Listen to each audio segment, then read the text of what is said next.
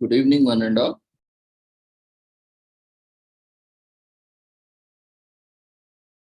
We welcome you all to the international seminar on total elimination of nuclear weapons, peace, harmony, environment, health, well-being, and sustainable development 2023, commemorating Azadi Ka Amrit Mahotsav, nation celebrating 76 years of independence, India's G20 presidency, United Nations Sustainable Development Goals 2015 to 2030 as part of awareness and campaigns, and on occasion of International Day for the Total Elimination of Nuclear Weapons, in collaboration with Sri Holistic Health Foundation India and Sri Research Institute Center for Art, Sciences and Well. Before we start our sessions, let's take the blessings of Almighty.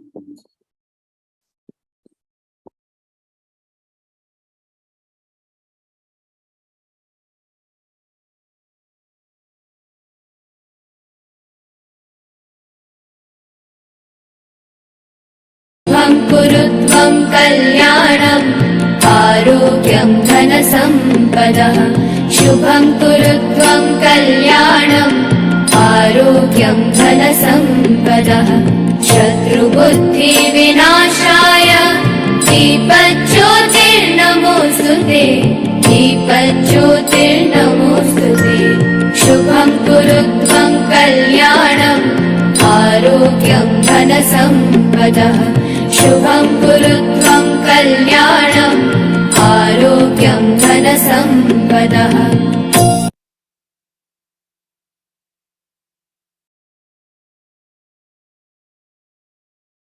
With the blessings of Almighty, we shall continue with today's sessions. Today,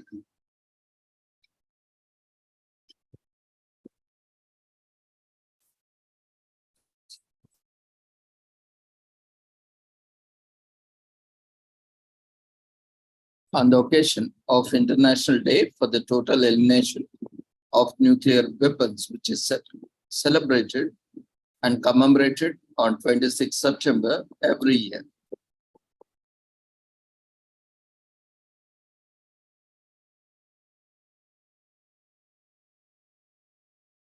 Achieving global nuclear disarmament is the highest disarmament priority of the United Nations. It was the subject of Great Assemblies of the General Assembly's first resolution in 1946, which established the Atomic Energy Commission, dissolved in 1952, with a mandate to make specific proposals for control of nuclear energy and the elimination of atomic weapons and all other major weapons adaptable to mass destruction. The United Nations has been at the forefront of many major diplomatic efforts to advance nuclear disarmament since in 1959, the General Assembly endorsed the objective of general and complete disarmament. In 1978, the first special session of the General Assembly devoted to disarmament further recognized that nuclear disarmament should be priority objective in the field of disarmament. Every United Nations Secretary General has actively promoted this goal. Yet, around 12,512 nuclear weapons remain. Countries possessing such weapons have well-funded long-term plans to modernize their nuclear arsenals.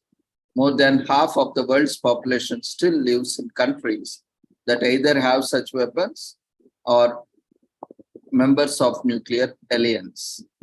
While the number of deployed nuclear weapons has appreciably declined since the height of the Cold War, not one nuclear weapon has been physically destroyed pursuant to a treaty. In addition, no nuclear disarmament negotiations are currently underway. Meanwhile, the doctrine of nuclear deterrence persists as an element in the security policies of all possessor states and many of their allies. the international arms control framework that contributed to the international security since the Cold War acted as a brake on the use of nuclear weapons, and advanced nuclear disarmament has come under the increasing strain.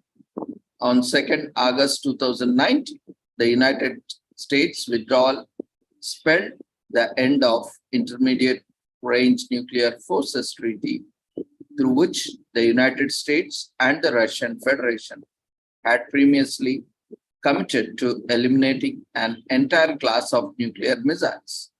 Furthermore, the Russian Federation announced on 21st February 2023 that it will suspend its participation in the treaty on measures for the further reduction and limitation of strategic offensive arms, in short known as New START. The extension of the New START until February 2026 has provided an opportunity for the possessors of two largest nuclear arsenals to agree to further arms controls measures. Frustration has been growing among the member states regarding what is perceived as a slow pace of nuclear disarmament. The frustration has been put into sharper focus with growing concerns about the catastrophic humanitarian consequences of the use of even a single nuclear weapon, let alone a regional or global nuclear war. The General Assembly commemorates 26 September as the International Day for the total elimination of nuclear weapons. The day provides an occasion for the world community to reaffirm its commitment to global nuclear disarmament as a priority. It provides an opportunity to educate the public and their leaders about the real benefits of eliminating such weapons and social and economic costs of perpetuating them. Commemorating this day at the United Nations is equally important, especially important given its universal membership and its long experience in grappling with nuclear disarmament issues. It is the right place to address one of the humanity's greatest challenges, achieving the peace and security of a world without nuclear weapons. In accordance with General Assembly Resolution 68/32 and subsequent resolutions, the purpose of the International Day is to further the objective of the total elimination of nuclear weapons through enhancing public awareness and education about the threat posed to humanity by nuclear weapons and the necessity for their total elimination. In so doing, it is a hope that these activities will help to mobilize new international efforts towards achieving the common goal of a nuclear weapon-free world.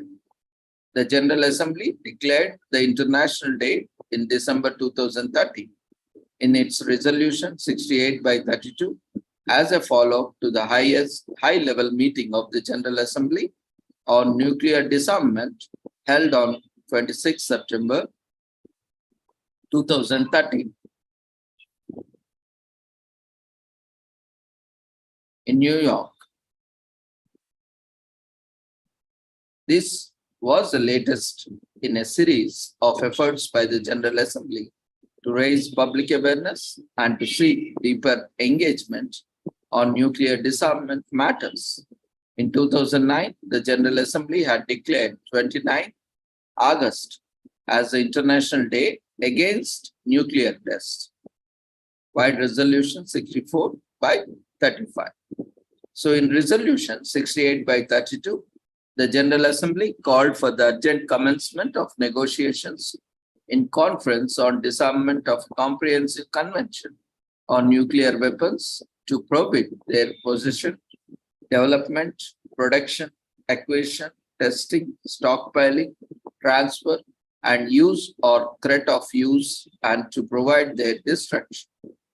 In 2014, in its Resolution 69/58, the General Assembly further expressed its desire to commemorate the day and requested the Secretary General and the President of the General Assembly to make all arrangements necessary to commemorate and promote it, including by convening an annual meeting of the Assembly to commemorate International Day and to prove a platform from the promotion of these activities.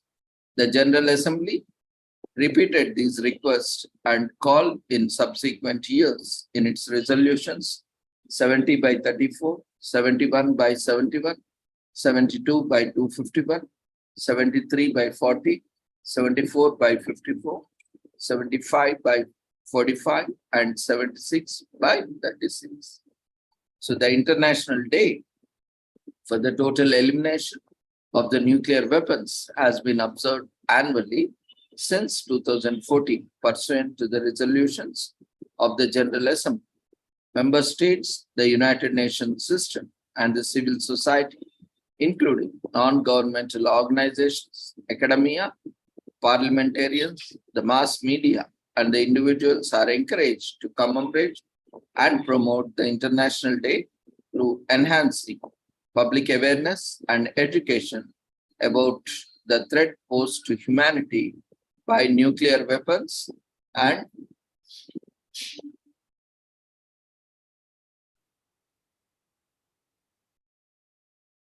the necessity for their total elimination. To observe the International Day, the United Nations is supporting events both in New York and Geneva. United Nations information centers around the world are encouraged to raise awareness in the observance of the International Day for the total elimination of nuclear weapons. Let's look at the notable events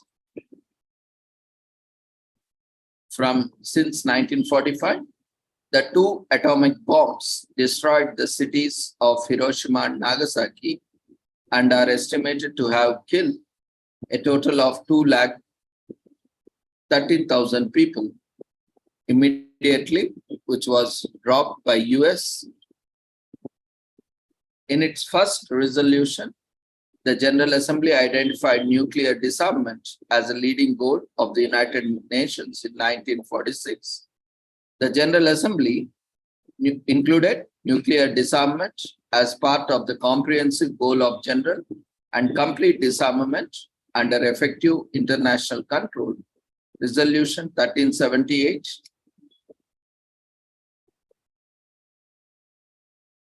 14, it is first General Assembly resolution ever to be sponsored by the entire membership of the United Nations. The treaty banning nuclear weapon tests in the atmosphere, in outer space, and underwater, also as a partial test ban treaty, was opened up for signature. Years-long discussions between the Soviet Union and the United Kingdom and the United States have been given a renewed sense of urgency by the Cuban Missile Crisis in 1962.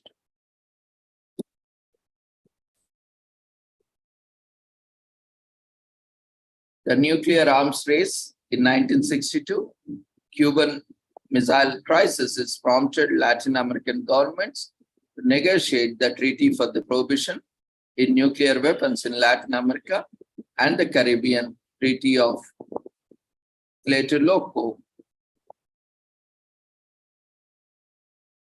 which established the first nuclear weapon-free zone in a highly populated area in 1967. The General Assembly held its first special session devoted to the disarmament. In a final document, member states affirmed that their common ultimate objective is general and complete disarmament under effective international control and effective measures of nuclear disarmament, and the prevention of nuclear war has the highest priority. 1970. The South Pacific became the second nuclear weapon-free zone, Treaty of Rarotonga in 1985. South Africa voluntarily renounced its nuclear weapons program in 1991.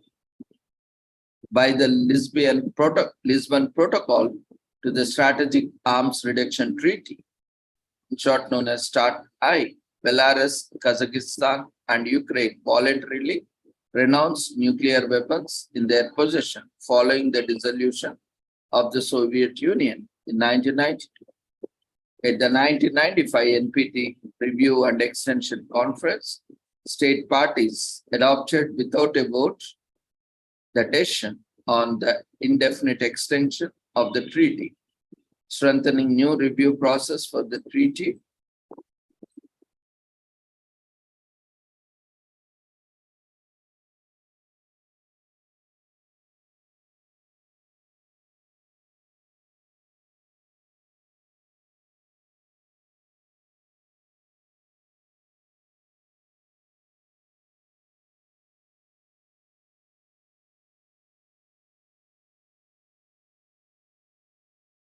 And Southeast Asia becomes the third nuclear weapon-free zone as per Bangkok Treaty 1995.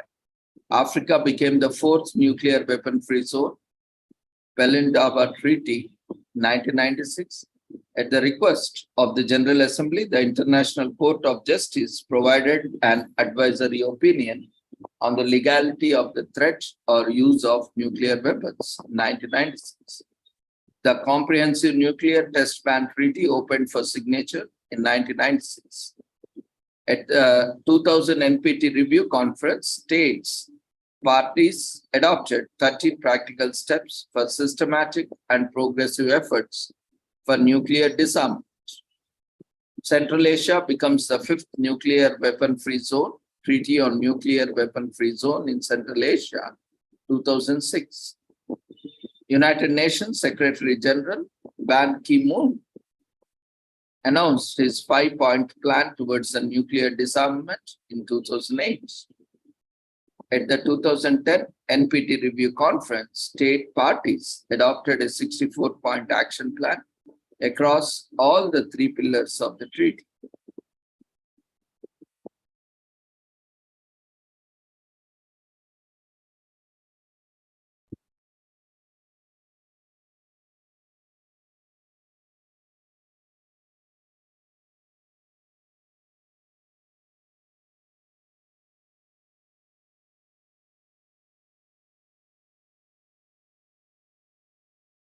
At the 2010 NPT review, state parties adopted a 64-point action plan across all the pillars of the treaty: nuclear disarmament, nuclear non-proliferation, and peaceful uses of nuclear energy, and practical steps to implement the 1995 resolution on the Middle East in 2010. The General Assembly held its first ever high-level meeting on disarmament. The General Assembly, throughout its resolution 68/32, declared that 26 September will be the International Day for the total elimination of nuclear weapons in 2030. The General Assembly, pursuant to the resolution 67/56, convenes an open-ended working group on taking forward this multilaterally sector.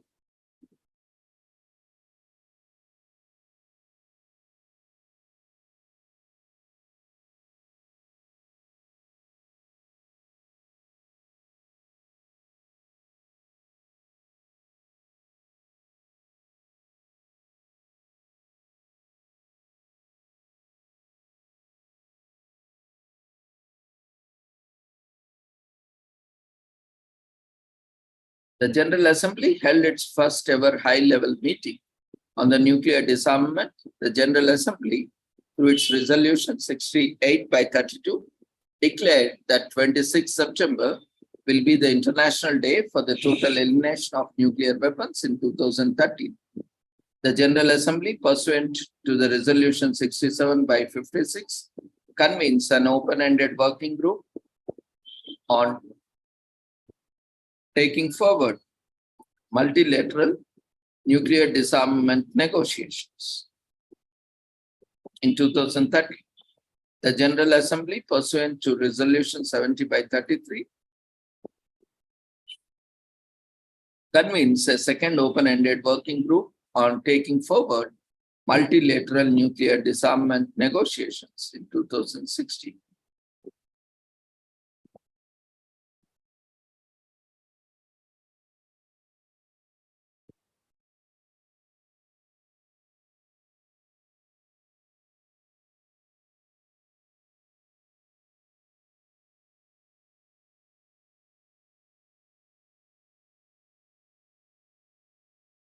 On July 7th, the Treaty on the Prohibition of Nuclear Weapons is adopted in 2017. It was the first multilateral legally binding instrument for nuclear disarmament to have been negotiated in 20 years. The Secretary General launched Securing Our Common Future, an agenda for disarmament. The agenda addresses the elimination of nuclear weapons in the framework of disarmament to save humanity in 2018. 50th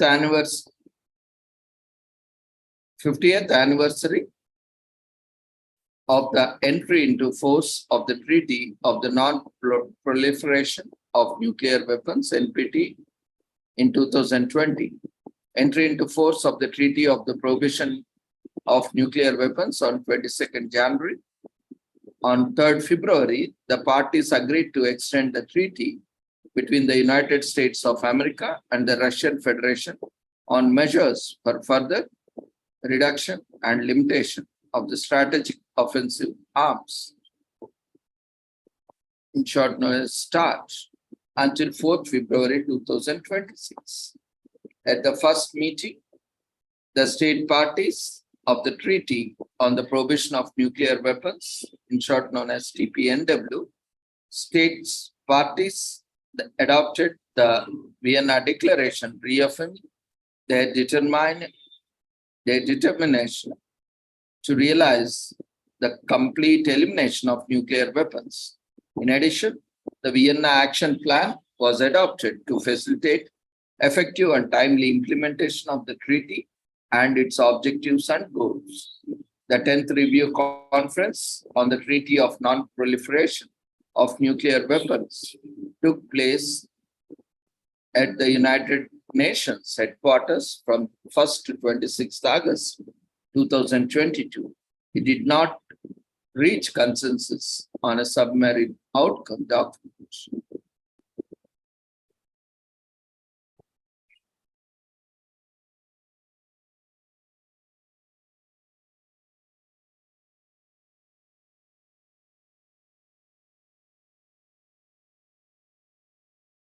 The Russian Federation announced on 21st February that it will suspend its participation in the treaty on the measures for further reduction and limitations of strategic offensive arms.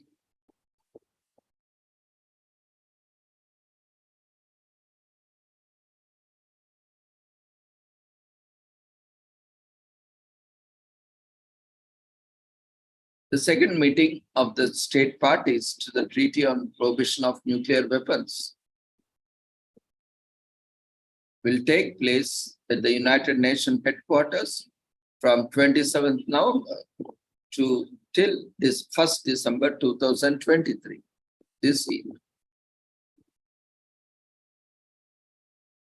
As the Secretary General stressed in his disarmament agenda, Securing Our Common Future, launched on 24th May 2018, disarmament and non-proliferation must be the center of the work of United Nations and the integral part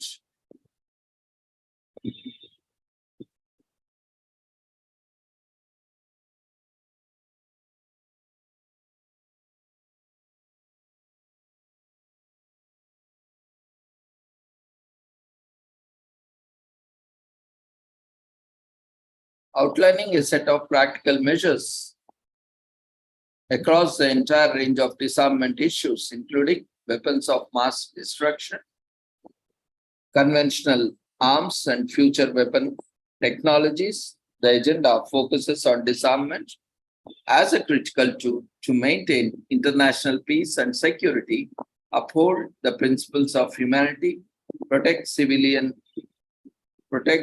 promote sustainable development, and prevent and end armed conflict.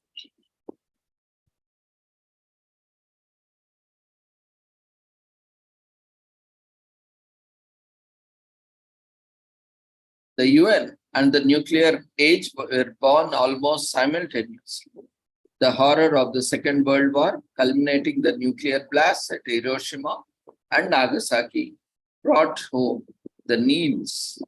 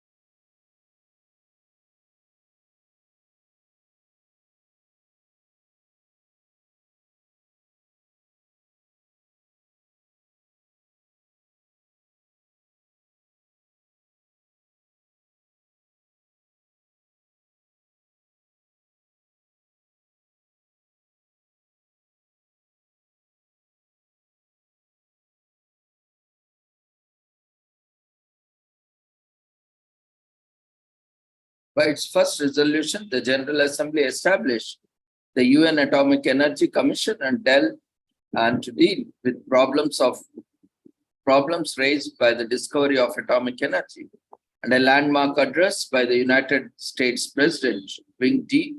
Eisenhower in 1953.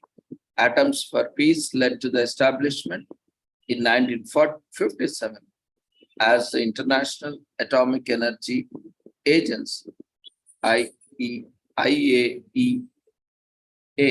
in short.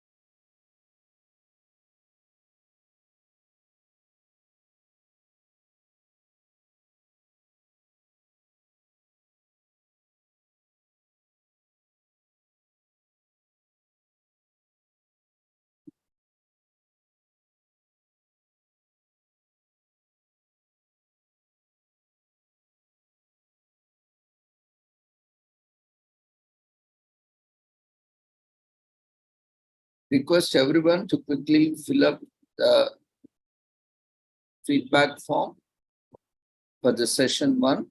We'll be moving on to other session. The feedback form will be there for 5 minutes. We request everyone to quickly fill the feedback form and submit it.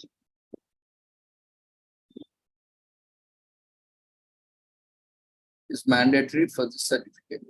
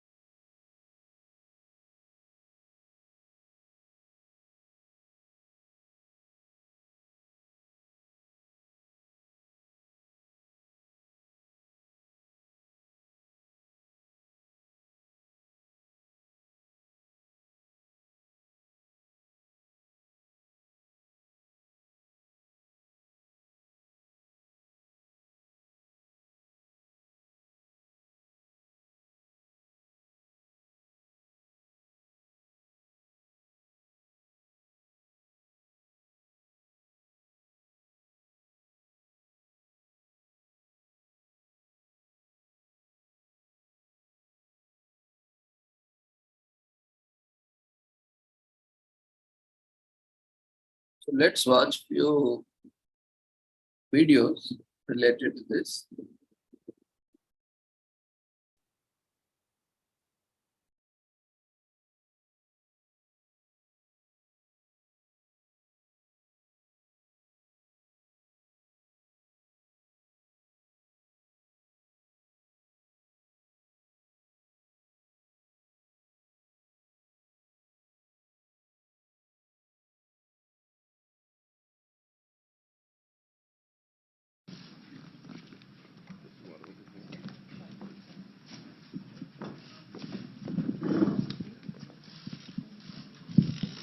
Nicholas Sellis, Roger Penna, and Kirk Presley.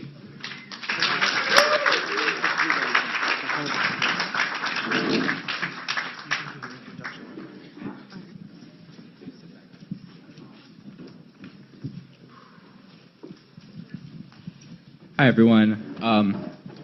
First off, we want to give a shout out to our teacher, Mr. Snyder.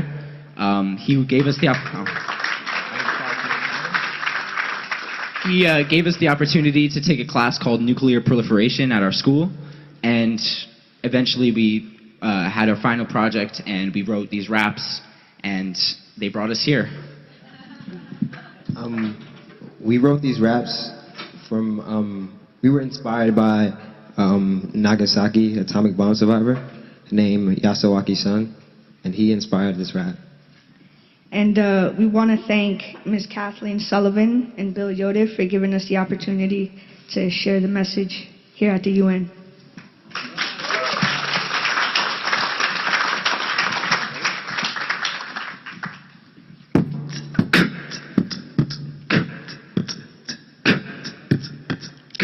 We do this for the fun and the safety of our family. Nuclear bombs are a terror, destroying homes and families. 70 years ago, humanity saw bombs as protection. But when a bomb dropped, it was more popular than an election. With the click of a button, big cities turn to dust, smiles slowly fade away, and radiation claims the air. Me, Roger, and Nick are here to open eyes and ears, trying to bring awareness to those that are unaware. Bombs are dangerous. Disarmament is the way to go. Spread this word and let the entire world know. Disarmament's the point of the whole mission. Trying to do our best to stop that fission. Let's handle it as diplomats because peace is the key. Listen to this rap and you shall see a whole new perspective of how to save the world. Is a nuclear bomb really worth all this time? Is the WMD a smile in your eyes? We're trying to keep our eyes on the prize. Have you heard the stories of the famed survivors fighting for their lives every hour?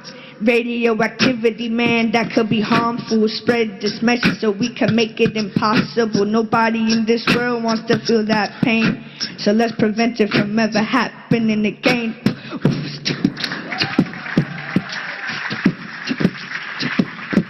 We talking nuclear bombs, get explosions from reactions, fission, a fusion to use for attacking. The countries are stacking, count 'em up, bait. Disarmament's a cause for this nuclear weight. Let's investigate the inner works of how they radiate. The emission of electromagnetic waves that take the form of energy will leave you in a daze and make your insides feeling like they set ablaze for days, breaking down your nervous system, activating cancer cells, all caused by a weapon on the governmental shelves. Fire and destruction make a city turn to nothing. Assumptions that they have a use in abundance, so youngins erupt this. Awareness is the key to force the crowd to get the world on NPT. It's the Cold War rivals, partial agreeancy, bringing down the levels of the catastrophic weaponry. There's nothing left for me to say, just relay this message that we're trying to display. So due to all the damage and the sentimental cost, listen up world and take them tops off. Make a soft spot for in your heart and mind for all of those who took part in this time. 70 years passed, but we feel the need to rhyme about a time when humanity saw decline. It's atrocious how the world is focused on wiping out the enemies, treating them like roaches, just so they could show how they could take us all down with the click of a button, turn the city to a small crowd. It's astound every aspect of the bomb is wrong, used to stop war, but we stay fight, write these songs to detest the investment of testing in this governmental toll, instilling fear in the pedestrians. Here's the lesson: tell your neighbors and your best friend about the harm they're doing. Make nuclear disarmament the top of your to-do list. and give awareness to the clueless, maybe even how we do it.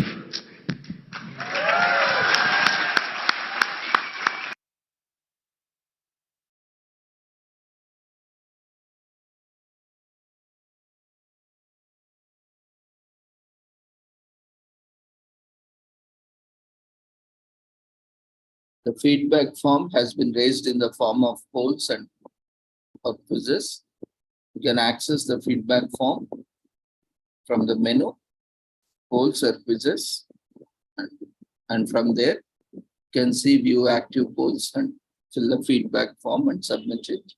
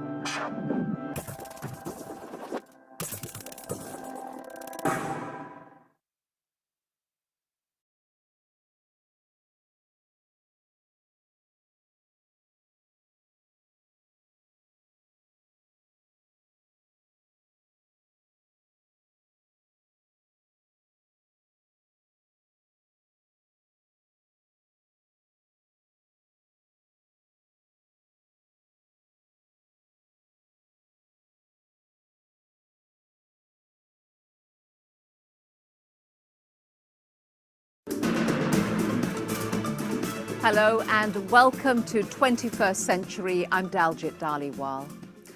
Weapons of mass destruction, nuclear, biological and chemical, have plagued the human race since their invention, and they still pose a threat today. Terror attacks and accidents have spread panic in several countries over recent decades.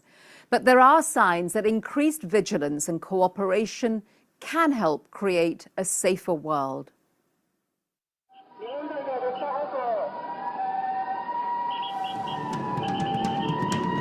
March 20th, 1995, morning rush hour in Tokyo.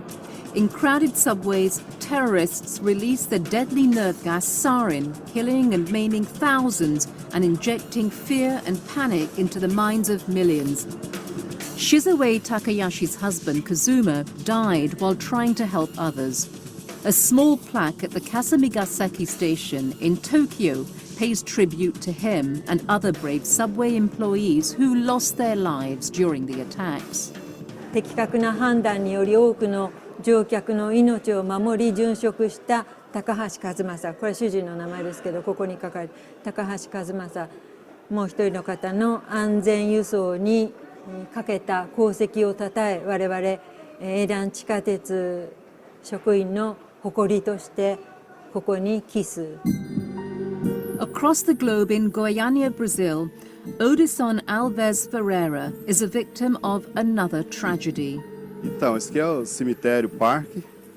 Ele, evidentemente que toda a população de Goiânia está usando, mas esse espaço aqui é especial porque as vítimas do acidente com CE-137 estão enterradas nesses túmulos. Odisson and thousands of others had their lives transformed in 1987 when a radioactive source material, cesium-137, was abandoned by a hospital and spread among unsuspecting citizens.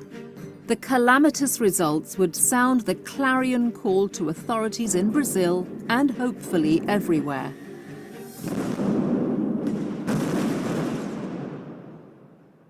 Poison gas first appeared during World War I.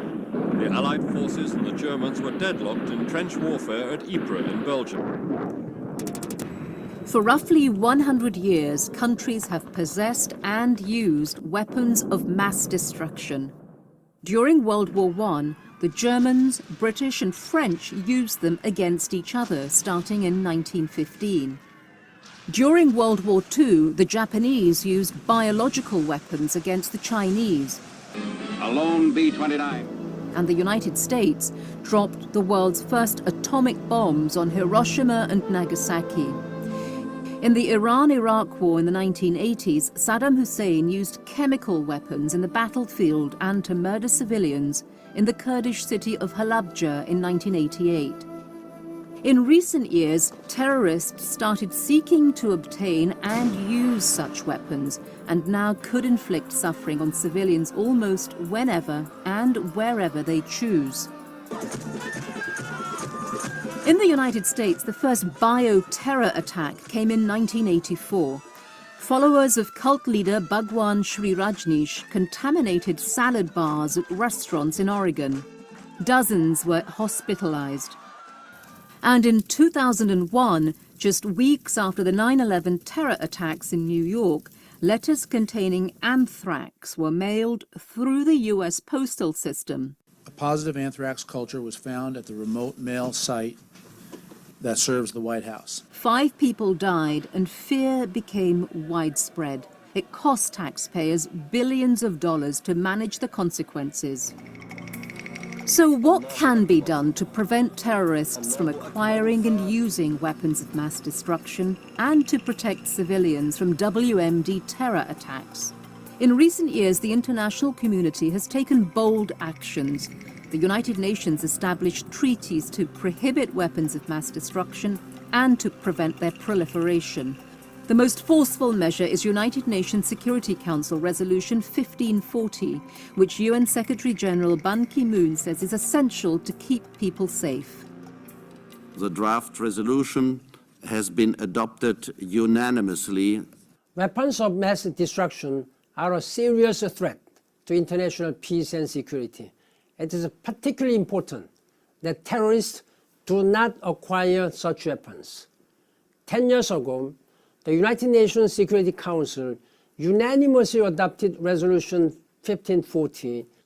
Today, I appeal to all states and other key actors to intensify efforts to implement its key requirements. We cannot afford to be complacent in the face of such a grave threat. Michael Douglas, UN Messenger of Peace, recently delivered a similar message. The issue that I think now has become the most important with all the negotiations that have been going on and here in the United Nations is this terrorism. But the danger and fear of loose nukes, of a small amount of highly enriched uranium or plutonium, or even abilities to make a dirty bomb, is a terrible problem. Resolution 1540 requires every government to adopt and enforce laws to prevent terrorists from acquiring and using weapons of mass destruction. But as United Nations member states today do their best to ensure that Resolution 1540 is implemented, citizens like Shizui Takahashi of Japan and Odesson Alves Ferreira of Brazil are still grappling with the past and fearful of the future. 主人、家庭として家庭の中ではとても優しい人で、子供たち3人と本当に友達のような関係でした。 In the subway attacks in Japan, members of the cult group Om Shinrikyo carried liquid sarin in plastic bags which they had wrapped in newspapers. Once on the trains, they punctured the bags with the sharpened top of their umbrellas and made for getaway cars. で、主人は電車の中に入って、その変なものというのが、最終的にはサリンだったんですけれども、それを取り出して、その主人の姿を見た人から、そのエレベーターのちょうど上がったところなんですけれども、非常にこう痙攣している姿を見たという話も聞きました。で、急いでそこに事務所があるんですけれども、その事務所の中に運ばれたけれども、もうその時には高橋さんっていうふうに名前を呼んでももう返事はしなかったというふうに。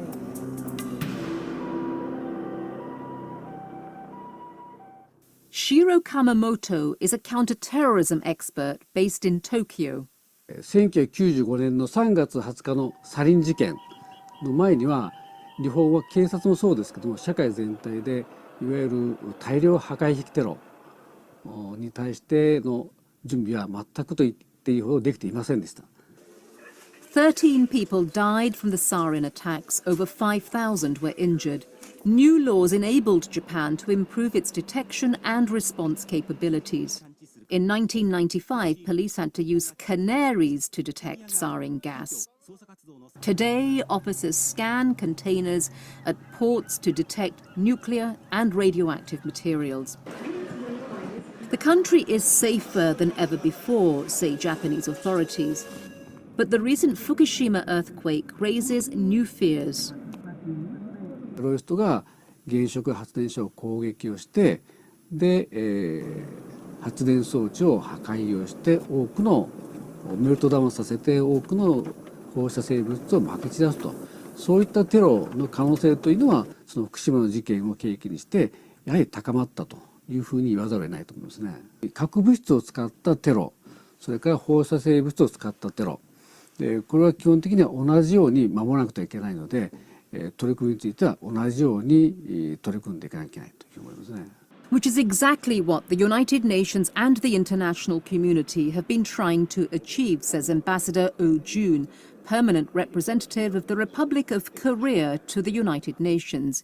He chairs the Security Council Committee, which monitors the implementation of Resolution 1540. Over the past 10 years, we have worked for universal implementation of Resolution 1540. The world today is obviously better able to prevent WMD terrorism. Preventing WMD terror poses one set of challenges. Accidents caused by natural disasters or man-made pose yet another. But images of these accidents are fading. Seveso, Italy, 1976, Bhopal, India, 1984, and Chernobyl in the Ukraine, 1986, among others. But in Goiânia, Brazil, there is one tragedy many locals will never forget. Com 32 anos, eu achava que estava no ápice da vida e principalmente de produção. De repente me vi num corte. Foi como se tivesse feito uma ruptura do cordão umbilical até. Journalist Carlos Magno tracked the story of the scavengers who stole a radioactive medical device from the partially demolished Goiânia medical facility, dismantled it, and were captivated by a deep blue light coming from within the open canister. Nesta rua aqui, logo ali do lado, morava o dono do ferro velho, que é o pivô dessa história toda. The scavengers sold the unit to a nearby junkyard owner, Devayer Alves Ferreira. Essa casa ficou muito contaminada porque o Devayer, ele distribuiu vários pedaços da pedrinha de Césio 137 para amigos, para conhecidos, para funcionários dele. One of the first people to see Devayer's glowing stone was his 6-year-old daughter, Leigi das Neves. Colocou no chão do quarto e as crianças pôs a mão. E a Leide ingeriu. Comeu ovo cozido com a mão suja. Lourdes das Neves was a young mother when her daughter Leigi found herself at the center of the crisis. Todos aqui a Leide, ó. 15 minutos depois, ela começou com crise de vômito. Aí foi vomitando, aí foi a noite toda eu pelejando com ela e ela ruim. Authorities from the Brazilian Nuclear Energy Commission isolated the areas of greatest risk. Over 100,000 potential victims were funneled into the nearby Olympic Stadium for radiation screening. 6.500 pessoas constataram algum tipo de contaminação ou irradiação. Das 6.500 pessoas, 250 delas estavam contaminadas, com a contaminação maior. E destas, 122 pessoas foram consideradas em estado mais grave. Leiji and 7 others were flown to the Navy hospital in Rio. A few weeks later, grim news came. 4 of those victims, including Leiji, had died. The accident and deaths would create a lingering stigma against Goiânia and its citizens, who would suffer isolation and prejudice. At times they were prohibited from boarding planes and moving to neighbouring cities. More than 25 years later, some of that stigma has worn off. Yet Goiânia Minister of Health Halim Antonia Gerardi believes that the incident has had a profound impact on Brazilian public policy. O Brasil aprendeu com o acidente radioativo. A vigilância de fontes radioativas hoje é uma vigilância mais séria, hoje é uma vigilância mais responsável. Mas te afirmo, ninguém está preparado para um acidente desse, em qualquer lugar do mundo. But Brazil and the world are getting much more vigilant. In 2011, the Brazilian government released new rules for safeguarding citizens. The international community has also improved protocols for what to do when radioactive source material is lost or stolen. In December 2013, after a medical device containing the radioactive source cobalt-60 was stolen in Mexico, authorities immediately informed the International Atomic Energy Agency. Tragedy was averted when the Mexican government found the material. Yet despite some success, authorities acknowledge there is no room for complacency anywhere in the world. E eu tenho, sim, muito medo do futuro das nossas crianças, dos nossos netos. Porque aqui já está praticamente esquecido e abandonado. 世代の交代でだんだん忘れていってしまう。辛いことって人間は避けようとする、そういう悪い癖がやはり20年の間に地下鉄サリン事件でどんなに悲惨な事態が起きたかということを語っていく、語り継ぐ人たちが少なくなって、今の若い人たち、20歳ぐらいまでの人たちっていうのは現実のこととして分かっていないと思います。それがすごく怖いです。Still, the past is motivating a present drive for greater international cooperation across the board. UN High Representative for Disarmament Affairs Angela Kane believes such cooperation must extend even beyond governments. The most effective way to actually implement Resolution 1540 is to work together internationally. That means all of the governments, the member states of the United Nations, it means international civil society, it means even private citizens, to basically work in a framework that we all aim to achieve the same end. It's impossible to fully heal the wounds of the past, but forceful UN actions like Resolution 1540 may reduce fear and panic, bringing the world closer to safety and peaceful cohabitation.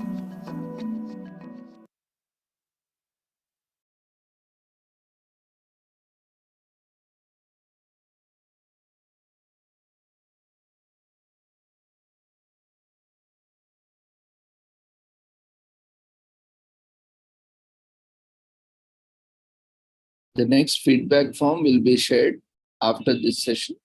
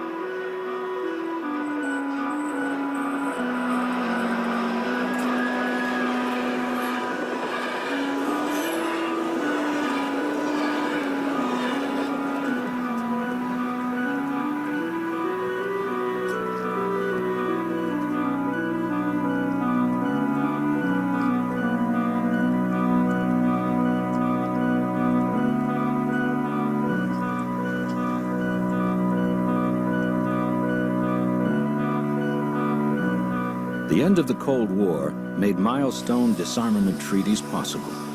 As a result, tanks that are no longer needed get scrapped in Central Europe. Yet many old disputes and new threats keep the world hungry for tanks that speed onto the arenas of arms markets. Demands for arms control clash with demands for more weapons in a time of change and uncertainty. How can arms control become possible? The missile will be launched now in 15 seconds. The political and ideological domination of the Cold War obscured many age-old regional disputes.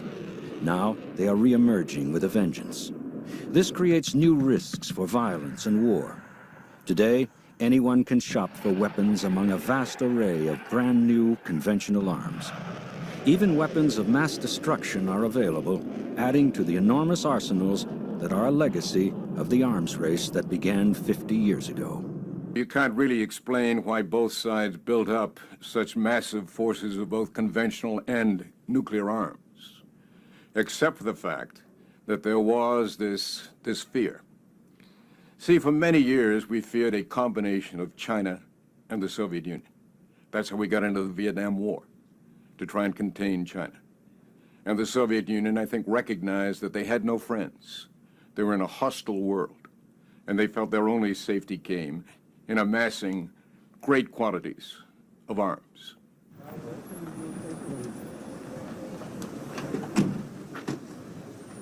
A real breakthrough took place in 1985, when President Reagan and President Gorbachev met in Geneva.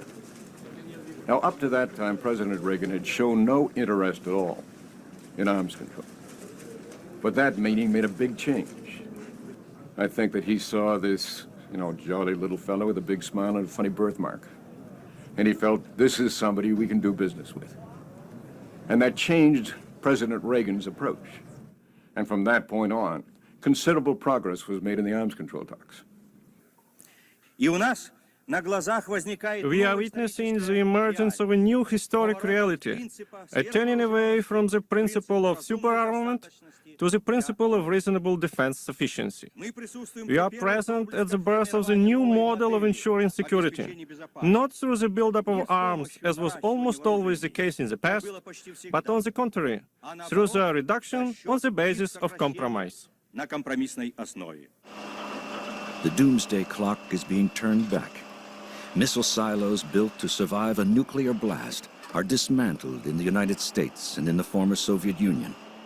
The thawing of the Cold War was marked by momentous disarmament treaties between the United States and Russia. They cover strategic and tactical nuclear weapons, as well as delivery systems, such as long-range missiles. The SALT Agreement and START 1 and 2 would reduce the number of strategic nuclear warheads by at least 70%. You ready? Okay, push it.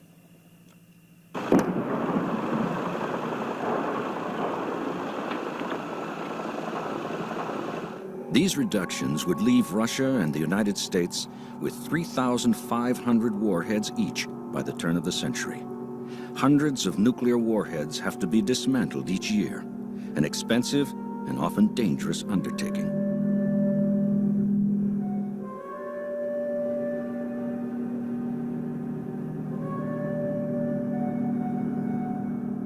The core of the bomb yields highly enriched uranium and plutonium, among the most toxic substances on Earth. How to store and dispose of these materials so that they can never be used to make another bomb is a formidable challenge.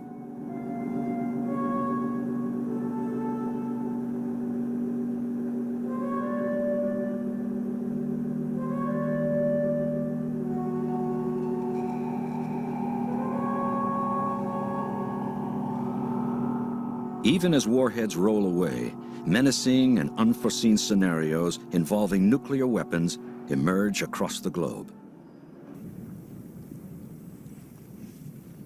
The steppes of Central Asia. The former Soviet Union used Kazakhstan as one of its main nuclear testing sites.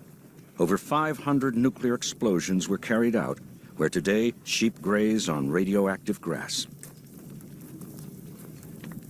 The true price of the nuclear arms race to human health and the environment is only now beginning to be uncovered here and in other countries. With the breakup of the Soviet Union, the control of nuclear weapons stockpiled in Kazakhstan and other Soviet republics became a major and alarming international issue.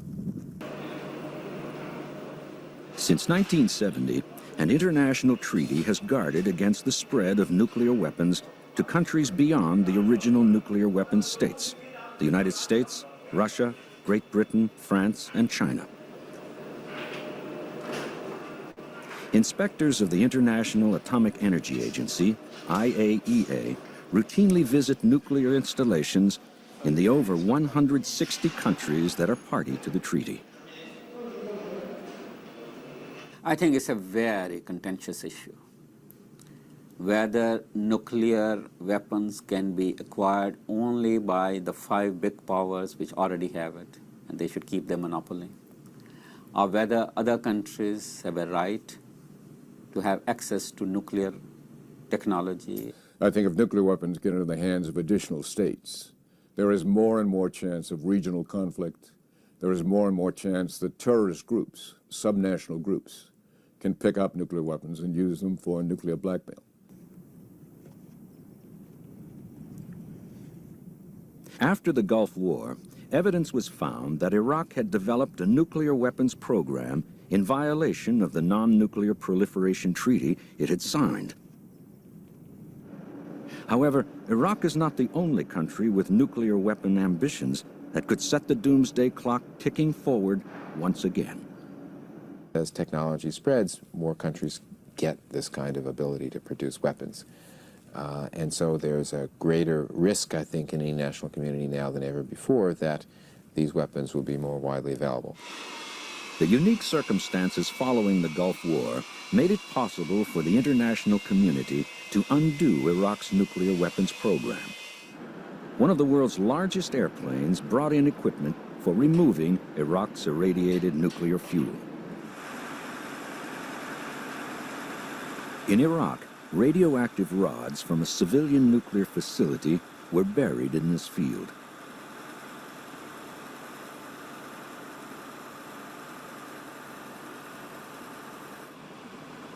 Now, inspectors from the International Atomic Energy Agency oversee removal of these items and their shipment for permanent disposal elsewhere.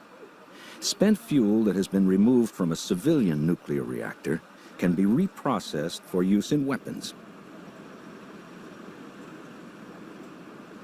The violations unearthed in Iraq exposed an urgent need to strengthen the methods used to verify and safeguard that nuclear weapons do not spread.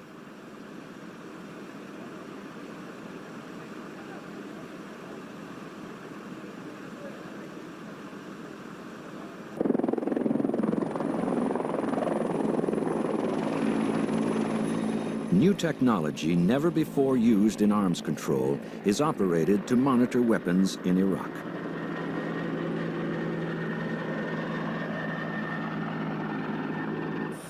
The crew is searching for Scud missiles that may have been stored underground. As the radar cones scan a designated area, any buried metal items will show up on a monitor.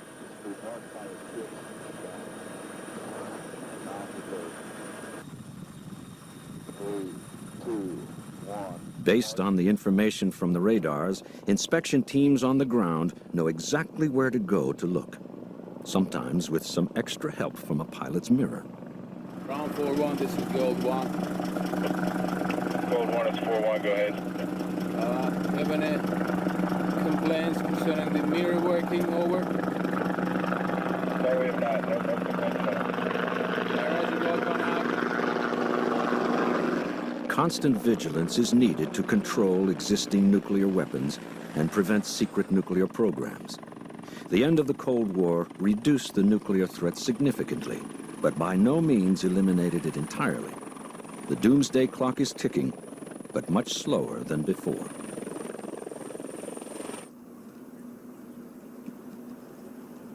King of the battlefield. huge forces of conventional weapons were deployed on the East-West divide in Europe for more than 5 decades. A milestone charter outlining a new Europe put an end to a divided Europe and the Warsaw Pact military alliance.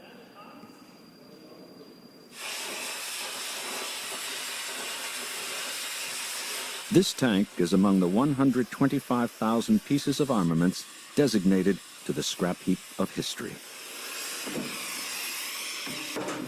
We have a treaty in Europe to reduce the armed forces and the equipment of the armed forces. And as a result, tens of thousands of tanks, for example, are available now. And what is being done is to destroy them or to convert them for non-military use. For example, tanks are converted into heavy cranes, into earth-moving equipment.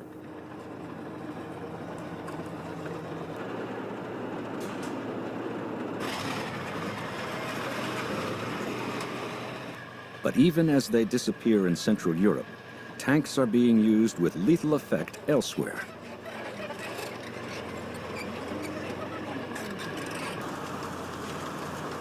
New ethnic and nationalist conflicts that long remained masked by the intrigues of the Cold War are breaking out all over the world. The international community is often called to the rescue and asked to resolve the conflicts, while at the same time, huge quantities of conventional weapons continue flowing into the areas. Ironically, the 5 members of the UN Security Council have been the principal traders in international arms. So that has to stop.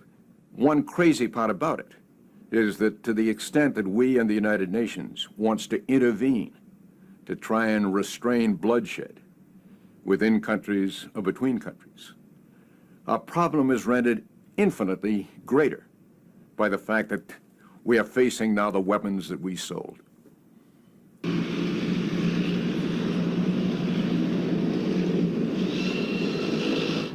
The tank is powered by a 1,500 horsepower multi-fuel turbine engine. It has a top speed of 72 kilometers per hour. Each year, there are dozens of exhibits and defense shows all over the world. In Abu Dhabi, thousands of exhibitors display their latest products and services to military buyers and visitors from more than 30 countries. This is the only arms show where the weapons are actually demonstrated.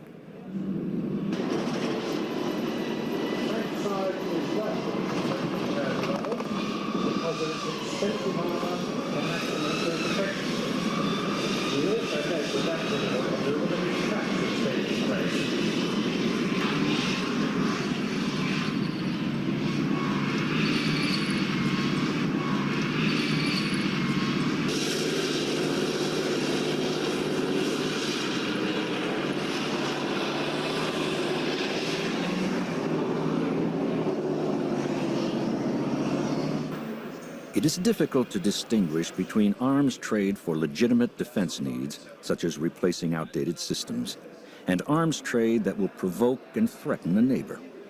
But a new UN arms register makes arms sales public and helps build confidence among nations. Now we know by official statements from governments, this is what we have got. There are no wrong intentions to do that. So that's what is called transparency, knowing what my neighbor is doing. If you know what your neighbor has, you don't have the suspicion of overarming yourself over your neighbor. It's better we have confidence building measures so that we don't start an arms race and can be free to spend our money on important social problems. Annual reports on arms exports and imports are entered into a database at the United Nations Register on Conventional Arms. This information will be available to all. The register is meant to foster confidence between nations. Eventually, this could lead to real arms control and possibly disarmament. The Kalashnikov assault rifle, the AK-47, was introduced in the late 1940s. Not only has it equipped formal armies, it has been used to fight revolutions on many continents. At 70, its designer, Mikhail Kalashnikov, is still going strong. There has some thought that there was not yet Mr. Kalashnikov, but he is alive. Пулемет РПК, он с ночным прицелом. Это придаток, так сказать, пулемету. This is the new design of hand machine gun with the night sight. You don't need any tools to strip the weapon. You can use three types of links: the British link, the American link, and the German link. It is very easy to assemble. It is a gas-operated weapon. It is not vulnerable for dust and sandy conditions.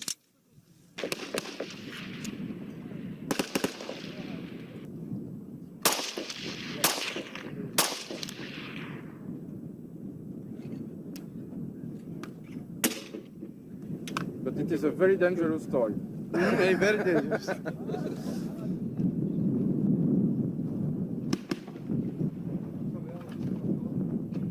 Small arms like machine guns, mortars, like mines, all of these kind of things that are used in present-day conflicts in the world are not part of the register. And these kind of items that are not covered are really troublesome because they are used in conflicts. Most of the conflicts in the last 45 years since the Second World War took place on the soil of the developing world. 127 conflicts from Vietnam, Korea, to Afghanistan, to Nicaragua. And 22 million people died, more than in the Second World War, but in the developing world.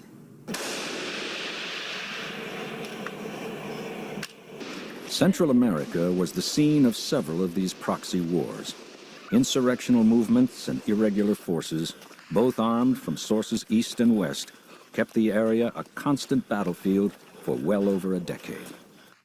If we think that it is immoral for the poor countries to sell drugs to rich nations in order to poison the youth in the industrialized world, for me it is also immoral for rich nations to keep on with the exportation of arms to poor nations in the South.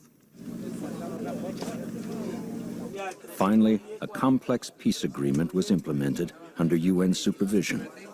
Demobilization here meant that the former fighters actually gave up their arms, an unprecedented act of reconciliation.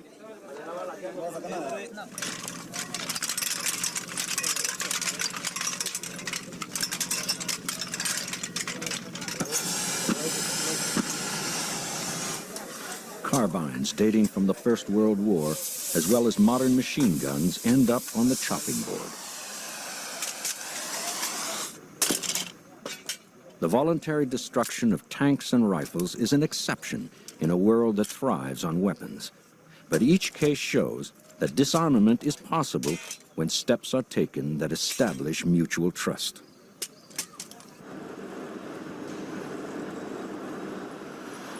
Converting defense industries to civilian manufacturing is a global challenge. In Russia, it has a very special urgency. Now that the production of weapons has been drastically cut here, enterprises that produce arms have to be transformed.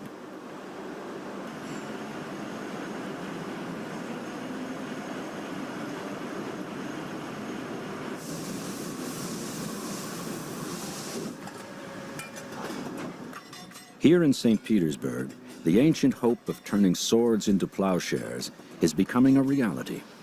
Tools that once made cannons now make samovars and other consumer items. The estimated 15 million defense workers in the world face massive job losses. New alternatives are needed to avoid social and economic disasters. It's not easy to change a factory or a plant, or even a concern, for that matter, even an economy, that a great deal of its production is made of a weapon system to entirely different things. So the conversion is painful. During the Cold War, foreigners were not allowed anywhere near this aerospace enterprise, the largest in Russia. Here, rockets were made to launch warheads. Now, international visitors are welcomed, and the same rockets are offered to former adversaries for peaceful purposes.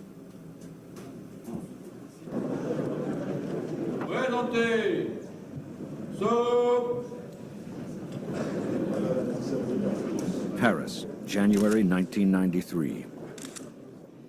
After 2 decades of negotiations, a universal ban on chemical weapons is at last being signed. This is the first attempt ever made to eliminate an entire weapons type, lock, stock, and barrel. The League of Nations outlawed the use of chemical weapons in 1925. However, the Geneva Protocol left a loophole that allowed the production of these pernicious weapons to continue. And continue it did. One country after another acquired and amassed chemical armaments.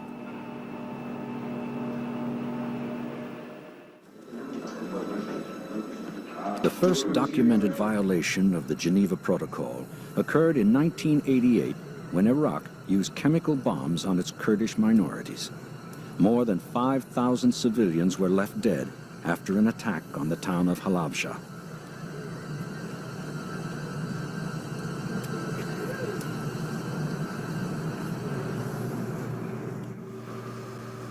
Some 20 countries are currently believed to possess chemical weapons, and many more have the capacity to produce them. Even their storage poses enormous hazards to people and the environment. Representatives from over 100 nations signed the Chemical Weapons Convention in Paris. The treaty finally bans their use and prohibits their development, production, and stockpiling. It also calls for their destruction, an enormous undertaking. The same chemicals that are used in fertilizers can also be used to make chemical weapons. Myriad compounds found in drugstore products, from shampoos to pharmaceuticals, can be diverted to illegal uses. All of these substances will be closely controlled. The Chemical Weapons Convention, in order to be successful, had to address not only the military side of things, but also the commercial side of things. In other words, a widespread chemical industry all over the world is going to be monitored under this treaty. It's an endeavor that's never been attempted before.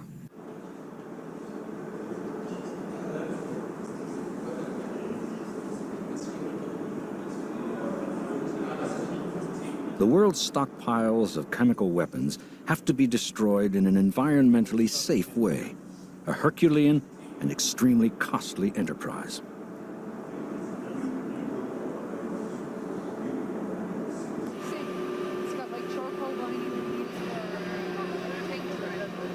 Although nations have agreed to ban chemical weapons from the face of the earth, they are still perceived as a threat, creating a market for protective gear at arms bazaars such as Abu Dhabi.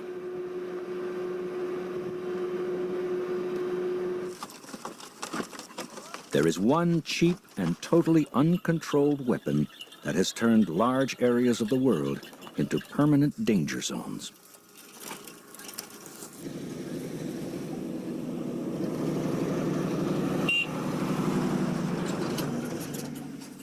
Landmines should really be thought of as a weapon of mass destruction in slow motion. Like strategic weapons, like weapons of mass destruction, they're aimed at civilians most of the time. That the use of landmines nowadays in most conflicts is not aimed at military installations. It's generally aimed at moving civilian populations around to destroy the base of agriculture so that a group is forced to move on as refugees.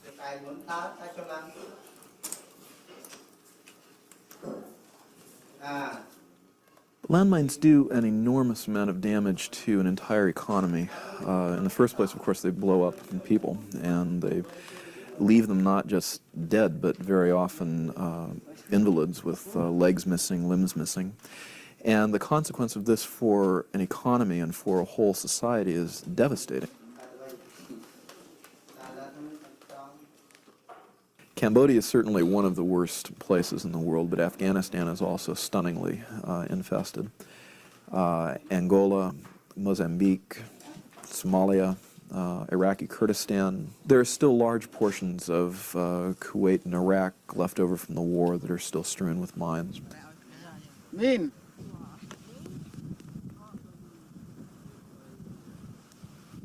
There is no technology out there for detecting even many of the metal mines in the ground.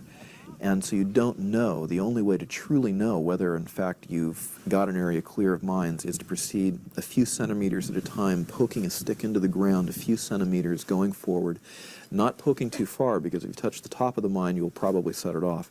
So you want to rub right up against the side of the mine and locate it, and then you have to take very, very great care in scooping around the mine to remove it, or else place a charge in, or some way to blow it up, usually. Mines are a very cheap weapon.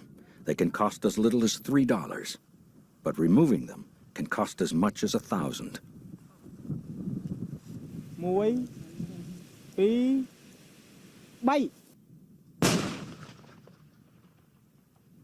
The goal has to be a total ban on these small weapons of mass destruction.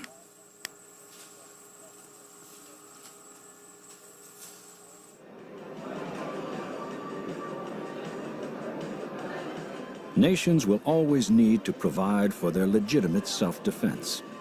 In a climate of mutual trust, spending in excess of this would not be necessary. The hope of disarmament is for the world to reach agreement on when enough is enough. We need to understand that we have to rely more on security of people, security of employment, security for the environment, and less on military security. And that the real challenges that confront humanity are illiteracy, disease, increasing inequality, environmental degradation, terrorism, and certainly more corruption and more poverty.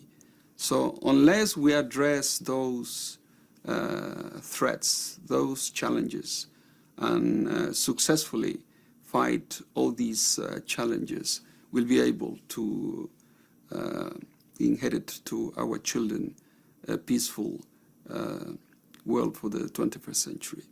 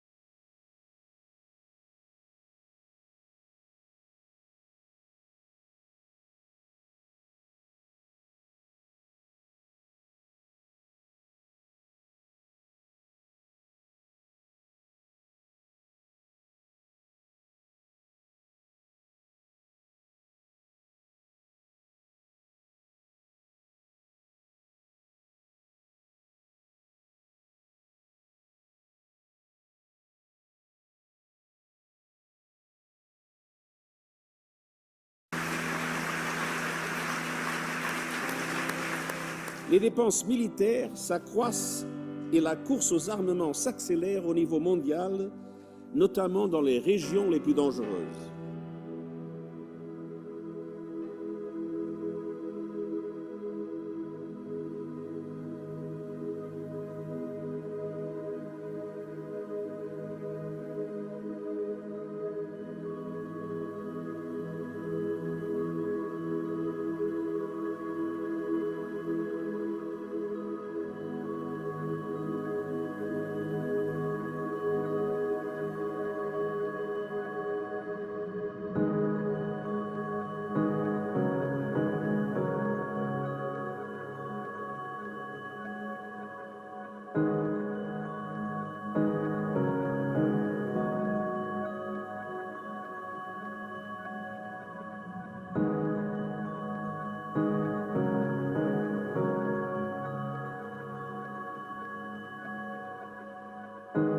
Disarmament concerns every country and all weapons, from hand grenades to hydrogen bombs. Deadly weapons put us all at risk, and leaders have a responsibility to minimize that risk.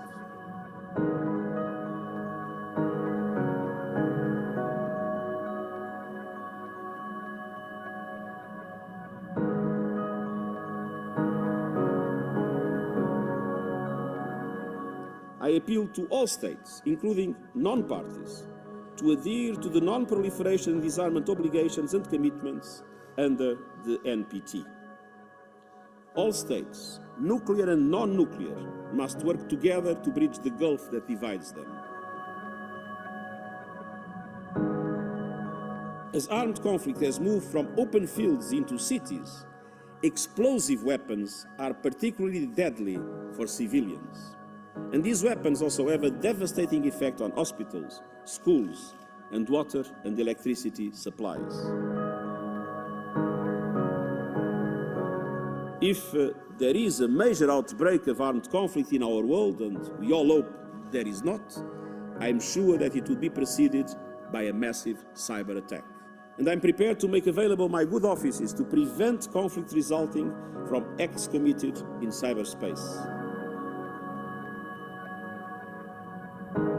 And social media offers unprecedented tools to connect, to reach across borders, and join with others around the world through campaigns, non-governmental organizations, and online communities. The United Nations would like to work with you to help you acquire the knowledge and skills to amplify your voices and lead the change we need.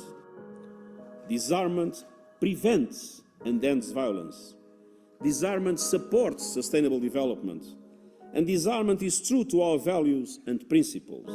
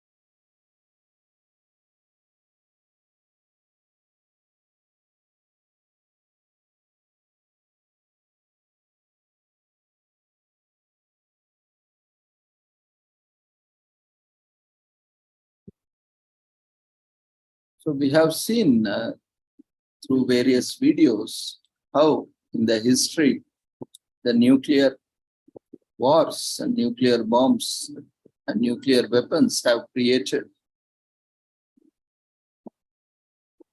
a lot of issues and challenges.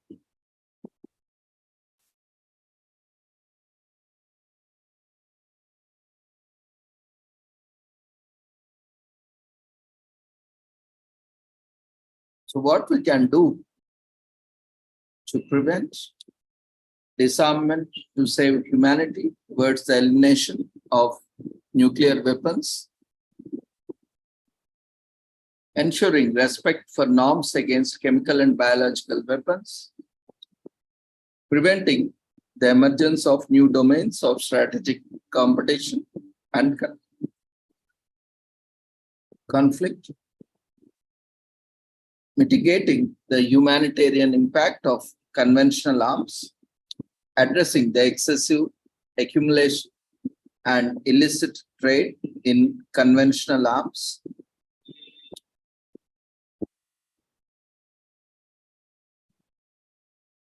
disarmament for future generations, emerging means and methods of warfare, strengthening partnerships for disarmament,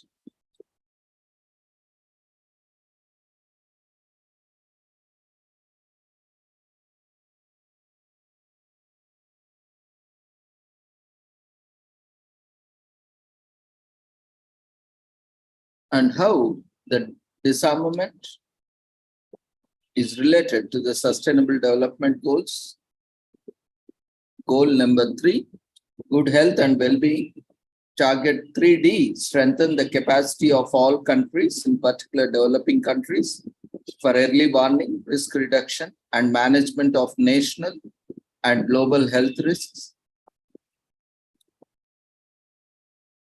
Goal 4, quality education. Target 4.7 by 2030. Ensure that all learners acquire the knowledge and skills needed to promote sustainable development, including, among others, through education for sustainable development and sustainable lifestyle, human rights, gender equality, promotion of a culture of peace and non-violence, global citizenship, and appreciation of cultural diversity and of culture contribution to sustainable development. Sustainable Development Goal 5. Gender equality. Target 5.2 eliminates all forms of violence against all women and girls in the public and private spheres, including trafficking and sexual and other types of exploitation.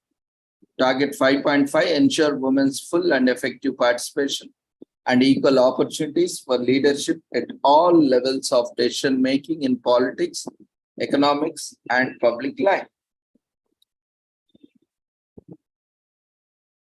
SDG 8, decent work and economic growth. Target 8.1, sustain per capita economic growth in accordance with national circumstances, and in particular, at least 7% gross domestic product growth per annum in the least developed countries. SDG 11, sustainable cities and communities. Target 11.5, by 2030, significantly reduce the number of deaths and the number of people affected, and subsequently decrease the direct economic losses relative to the global gross domestic product caused by disasters, including water-related disasters, with a focus on protecting the poor and the vulnerable situations. SDG 16, peace, justice, and strong institutions. Target 16.1, significantly reduce all forms of violence, related death rates everywhere. Target 16.4 by 2030, significantly reduce illicit financial and arms flows, strengthen the recovery and return of stolen assets, and combat all forms of organized crime.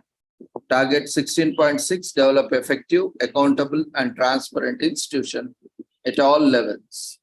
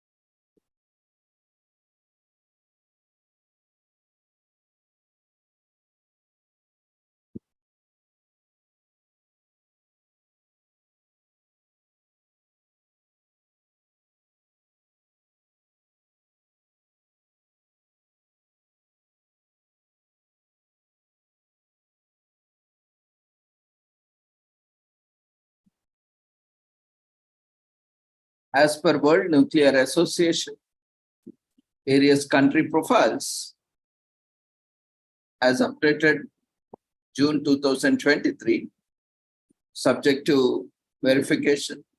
India has largely indigenous nuclear power program. The Indian government is committed to growing its nuclear power capacity as part of its massive infrastructure development program.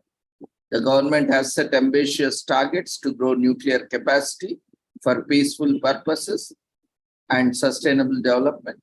Because India is outside the Nuclear Non-Proliferation Treaty due to its weapons program, it was for 34 years largely excluded from the trade in nuclear plant and materials, which hampered its development of civil nuclear energy until 2009. Due to earlier trade bans and lack of indigenous uranium, India has uniquely been developing a nuclear fuel cycle to exploit its reserves of thorium. Since 2010, a fundamental incompatibility between India's civil liability law and the International Convention limits foreign technology provision. So there are 22 operable reactors with the capacity of 6,795 megawatt, and reactors under construction are 8 with the capacity of 6,028 megawatt, and reactors which have been shut down was 1 with the capacity of 90 megawatt.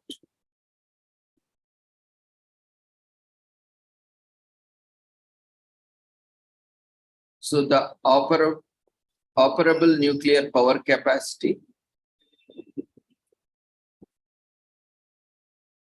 since 1977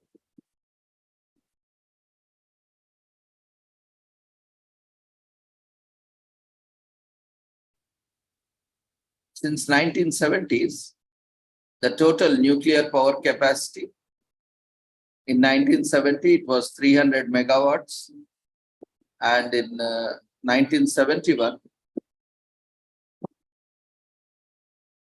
1972 it was 510 megawatts, 1973 565 megawatts, 1980 832 megawatts, 1983 1009 megawatts, 1986 1154 megawatts, 1989 1356 megawatts, 1995 1746 megawatts, 1999 1910 megawatts, 2000 2508 megawatts. In the year 2009, 2903 megawatts. In the year 2006, 3487 megawatts. In 2007, 3692 megawatts. In year 2011, 4301 megawatts. In 2013 year, 5218 megawatts. In 2016, 6150 megawatts. In 2021, it is constantly at 6290 megawatts. So this is the nuclear power capacity, especially the nuclear energy. Nuclear programs are used to generate electricity, which are powering villages, industries, and various requirements across the nation. India's independence on imported energy resources and inconsistent reform of energy sector are challenges to satisfying rising demand in the 2019 edition of BP's Energy Outlook projected India's energy consumption rising by 156% between 2017 and 2040. It predicts that the country's energy mix will evolve slowly to 2040, with fossil fuels accounting for 79% of the demand in 2040, down from 92% in 2017. In actual terms, between 2017 and 2040, primary energy consumption from fossil fuels is expected to increase by 120%.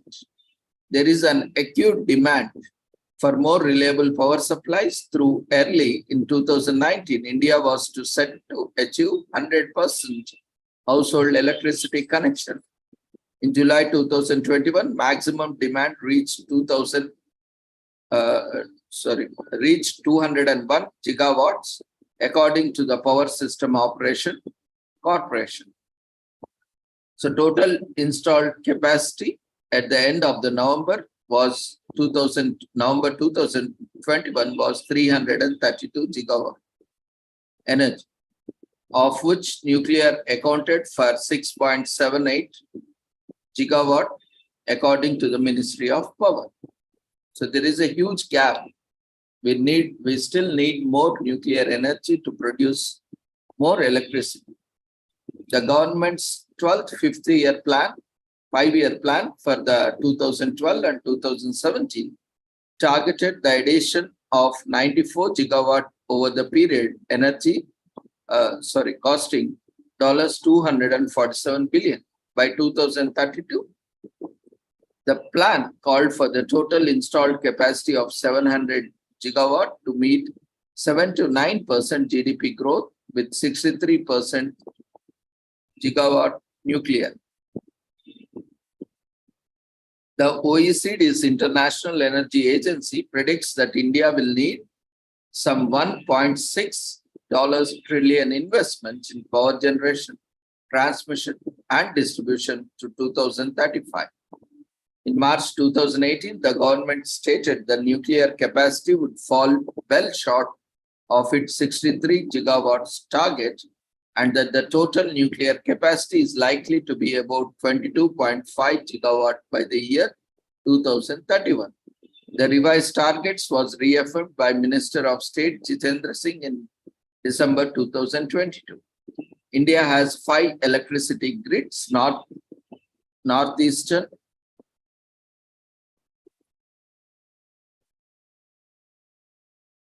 southern and western, northern, eastern. All of them are interconnected to some extent, except the southern grid. All are run by the state-owned Power Grid Corporation of India Limited, which operates more than 95,000 circuit kilometers of transmission lines. In July 2012, the northern grid failed with a 35,669 megawatt load in the early morning, and the following day, it plus parts of 2 other grids failed again. So that over 600 million people in 22 states were without power for up to a day. A KPMG report in 2007 said that transmission and distribution losses were worth more than $6 billion per year. A 2012 report costed the losses as $12.6 billion per year.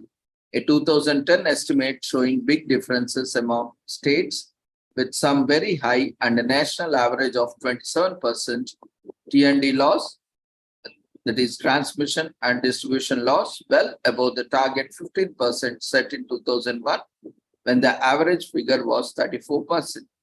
Much of this was attributed to the theft. Installed transmission capacity was only about 13% of the generation capacity. Since about 2010, India has made capacity additions and efficiency upgrades to its transmission grid to reduce technical losses, getting power to load centers. In 2009, the National Load Dispatch Center began supervising regional load dispatch centers, scheduling and dispatching electricity, and monitoring operations of the national grid.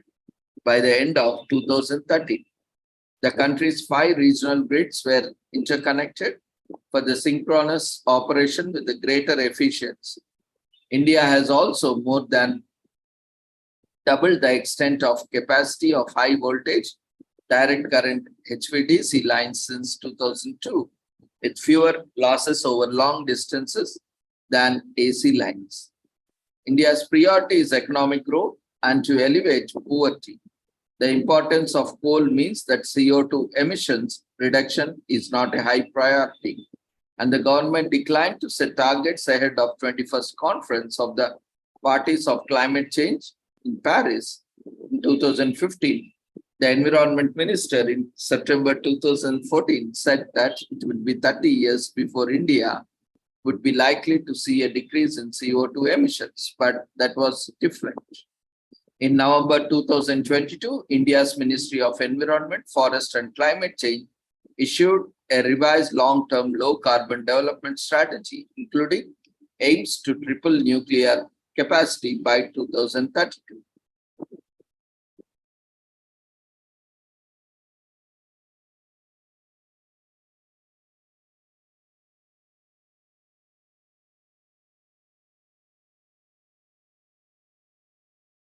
So the nuclear power industry, there are various nuclear reactors operating in India, like Kaiga-1, horizontal pressure tube type reactor, PPWR type, 202 megawatts, which was connected in 2000, in between 2000 to 2010, and Kaiga-2, with same capacity of 202, 1999 to 2012, and Kaiga-3 with the same capacity of 202 megawatts in 2011.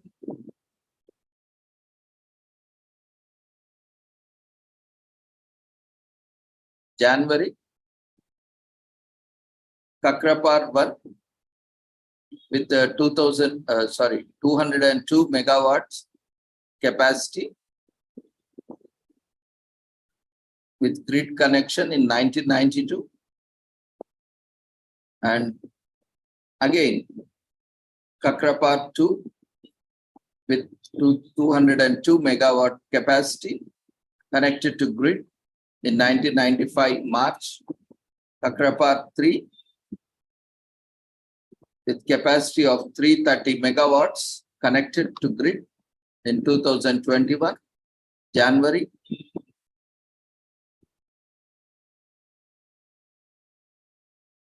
These reactors are as per alphabetical order, not as per installation year or month.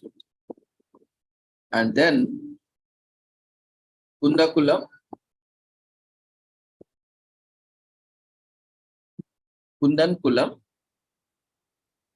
reactor with the capacity of 932 megawatts was connected to grid in 2030 October, and Kundankulam 2 reactor with the same capacity 932 was connected to grid in 2016 August, and Madras 1 and 2 with the capacity of 205 megawatts was connected to grid in 1983 July and 1985 September respectively. Narora 1 and 2 with the each 202 megawatt capacity was connected to grid in 1989 July and 1992 January respectively. Rajasthan 2, 3, 4, 5, 6. Rajasthan 2 with 187 megawatt capacity, and Rajasthan 3, 4, 5, 6 reactors with 202 megawatts capacity were installed in between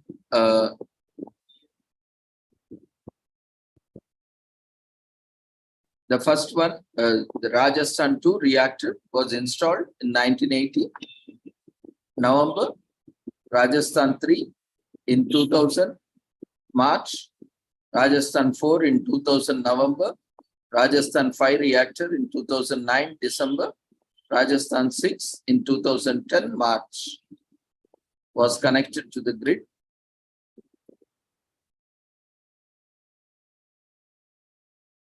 And Tarapur 1, 2, 3, 4 reactors, Tarapur 1 and 2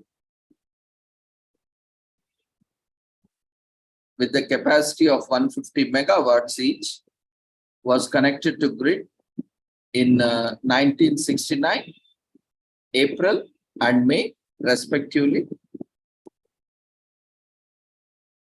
And Tarapur 3 with the capacity of 490 megawatts was connected to grid in 2006 June, and Tarapur 4 reactor with 490 megawatts capacity was connected to grid in 2005 in June. So this is the total nuclear power electricity capacity for India. Now, apart from these reactors which are functioning, there are other reactors under construction in India. See how we are using countries, other countries which are making bombs, and like US has put 2 bombs on Nagasaki and Hiroshima, killing so many people. And see how India is using for nuclear, for generating electricity and for peaceful purposes.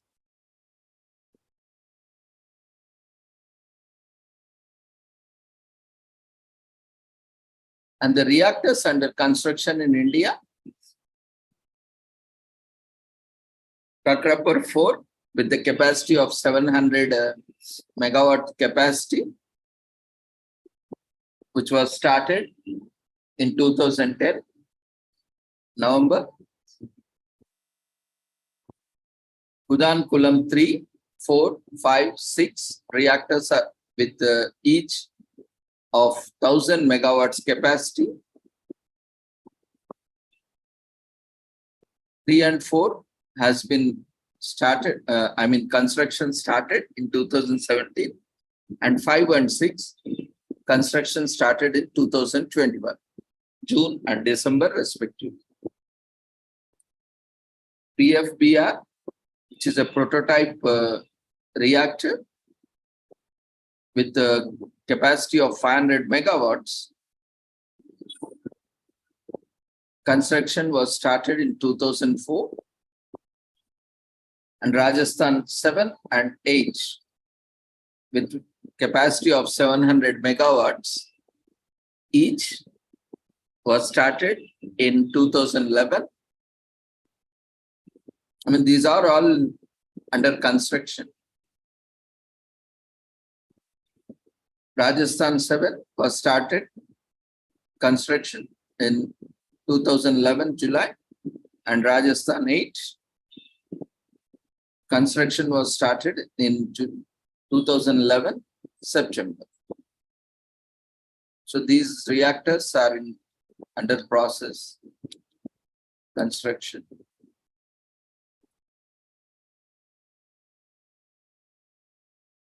There is a great need of more reactors with more capacities to meet the demands of the present and future.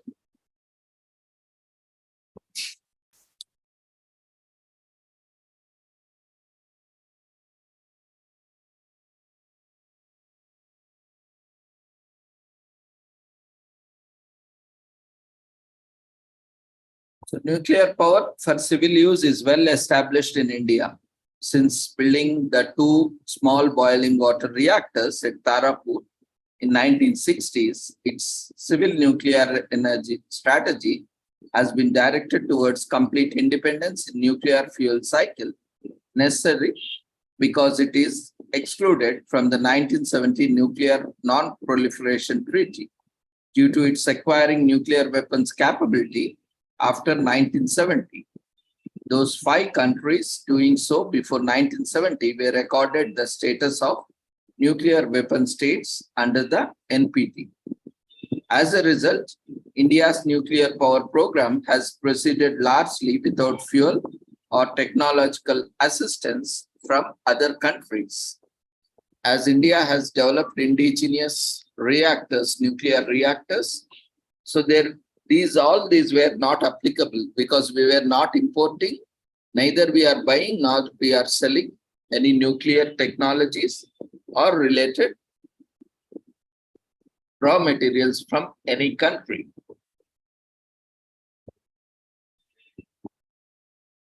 So thorium instead of uranium were used to process and generate required input for these reactors.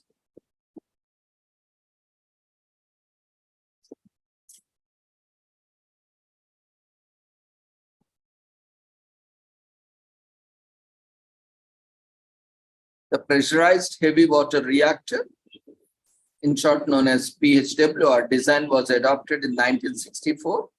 Since it required less natural uranium than BWRs, needed no enrichment, and could be built with countries' engineering capacity at that time.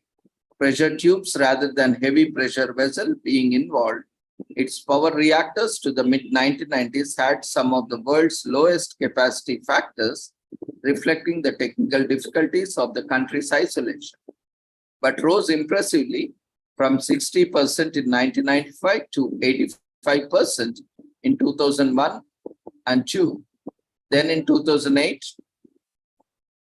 the load factors dropped due to shortage of uranium fuel.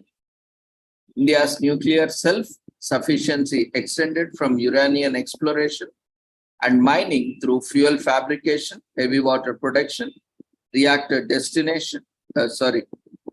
design and construction to reprocessing and waste management. It has a small fast breeder reactor and is building a much larger one. It is also developing technology to utilize its abundant resource of thorium as a nuclear fuel. The Atomic Energy Establishment was set up at the Trombay near Mumbai in 1957 and renamed as Baba Atomic Research Center. 10 years later, plans for building the first pressurized heavy water reactor, PHWR, were finalized in 1964. And this prototype, Rajasthan 1, which had Canada's Douglas Point reactor as a reference unit, was built as a collaboration venture between Atomic Energy of Canada Limited and NPCIL. It started up in 1972 and was duplicated. Subsequent indigenous PHWR development has been based on these units through several stages of evolution can be identified.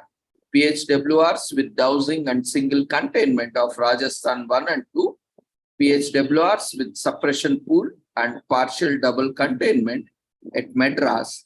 The later standardized PHWRs from the Narora onwards have double containment, suppression pool, and calandria filled with heavy water housed in a water calandria vault. The Indian Atomic Energy Commission, AEC, is the main policy body.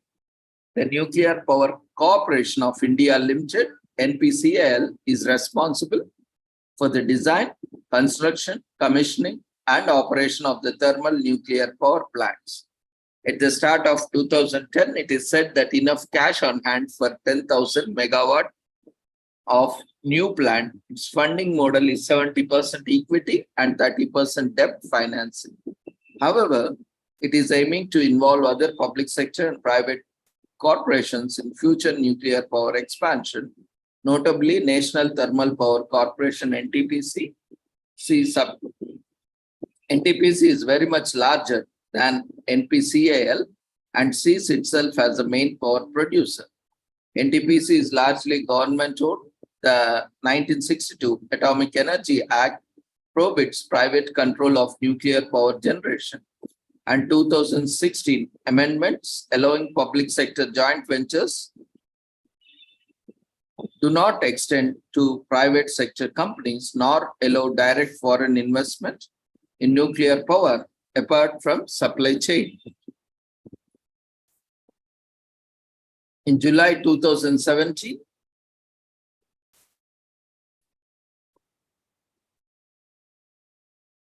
eight reactors of 2,400 megawatts of nuclear capacity was fueled by indigenous uranium and being operated close to their rated capacity. The 14 units of with gross 4,380 megawatts under the safeguards were operating on imported uranium at rated capacity.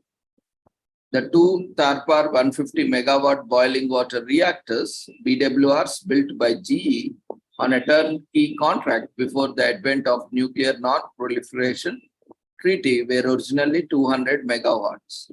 They were downrated due to recurrent problems that have run reasonably well since.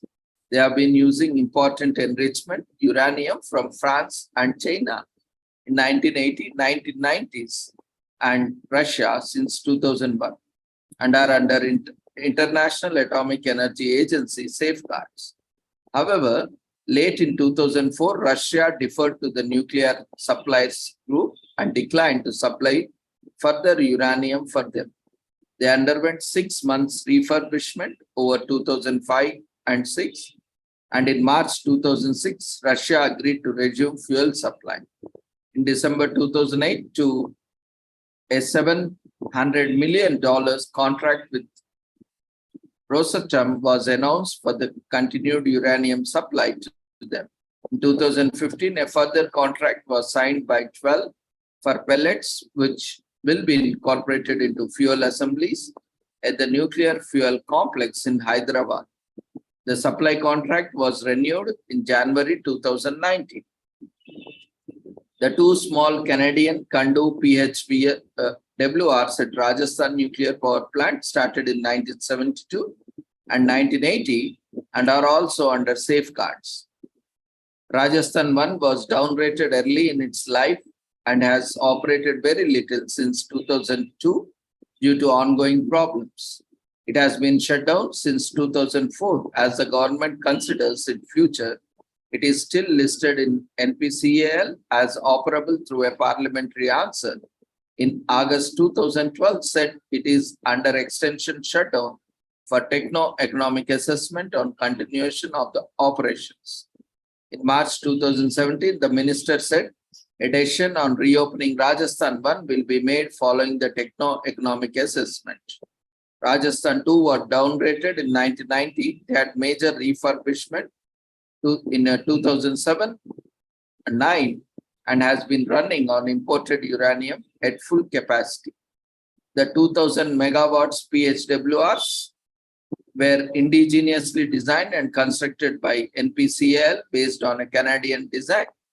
The only accident to an Indian nuclear plant was due to turbine hall fire in 1993 at Narora, which resulted in a 17-hour total station in blackout. There was no core damage or radiological impact, and it was rated 3 on the INEA scale, a serious incident.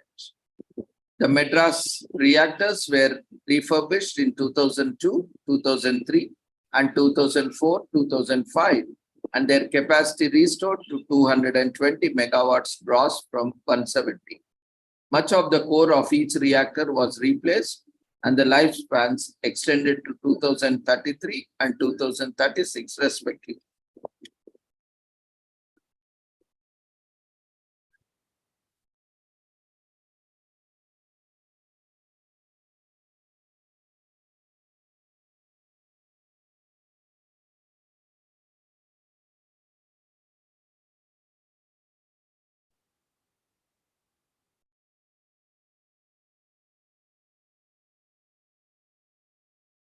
A small desalination plant is associated with Kundankulam plant to produce 426 meter cube per hour for its usage of 4-stage multi-vacuum compressed technology. Another reverse osmosis RO plant is operated to supply local township needs. Output from Kundankulam 1 is being supplied to India's southern grid, and in 2016 divided among 5 states: Tamil Nadu 56%, Karnataka 22%, Kerala 13%, Andhra Pradesh 5%, and Puducherry 3%.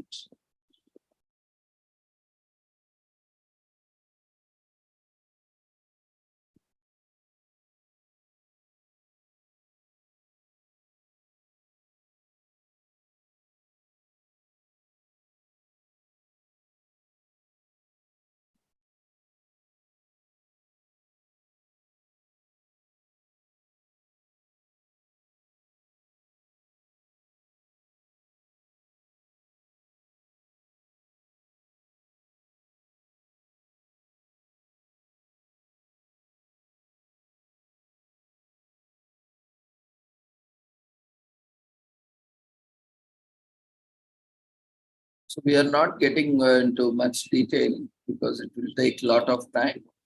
But one thing that India is committed to use nuclear power for peaceful purposes and for sustainable development.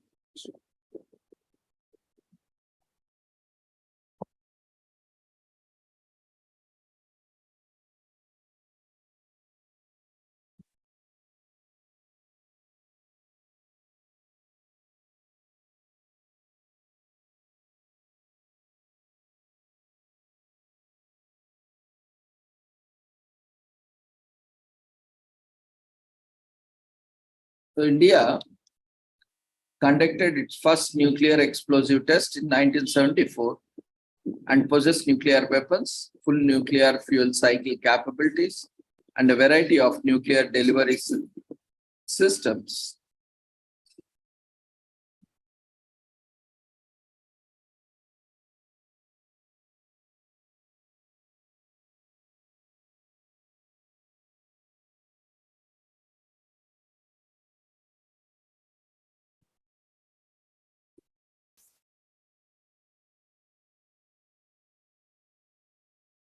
As per reports from NTI, India has 150 nuclear warheads, 4.4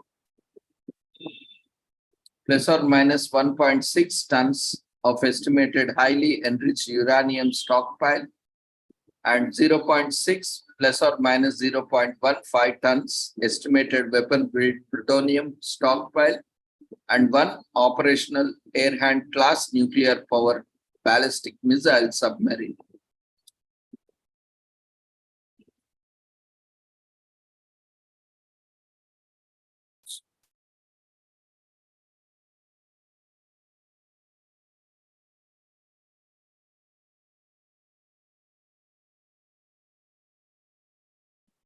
So the journey of nuclear research started by conducting tests of a nuclear explosion, codenamed Smiling Buddha, in May 1974, which has, in fact, actually promoted peace, because earlier, just before the testing, if you see in the previous decade, India had to face 3 wars from neighboring countries, and after India becoming the 6th country to test nuclear missile, and India is the first country to indigenously develop a nuclear bomb that was tested in 1974, that has created a level playing game in the world, as India thus became the nuclear power. And that's how, at a level playing ground, India was able to sustain from more such threats.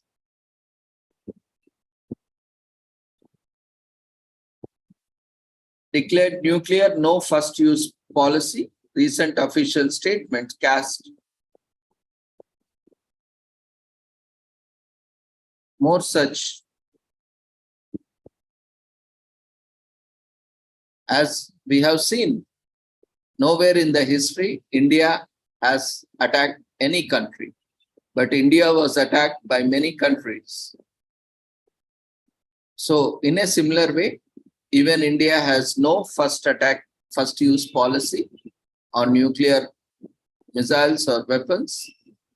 So world has no threat from India unless and until any country attacks India. So it is the safest country, and the nuclear energy holds in the safest country. And we have seen what US has done. It was the first country to drop nuclear bombs on Hiroshima and Nagasaki. Expansion of fissile material stocks have provoked speculation about potential thermonuclear weapon development.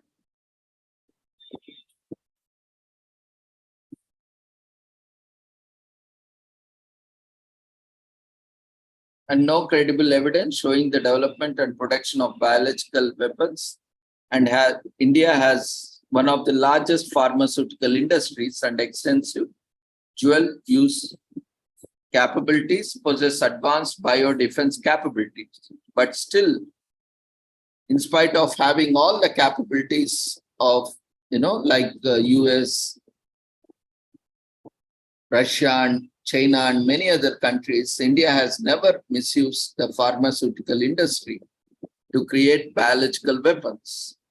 But we have seen what other countries have been doing, misusing the capacity and potentials with pharma industries.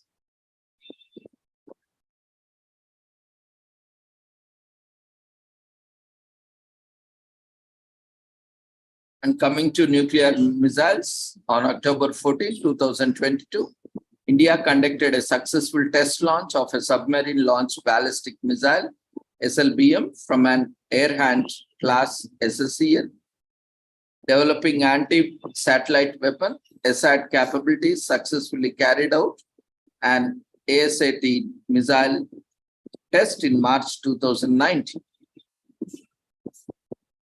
India possesses several types of operational nuclear-capable land-based ballistic missiles, SLBMs, and cruise missiles. Successfully conducted 11 missile tests in late 2020, including the new naval version of the BrahMos cruise missiles and hypersonic Shaurya missile.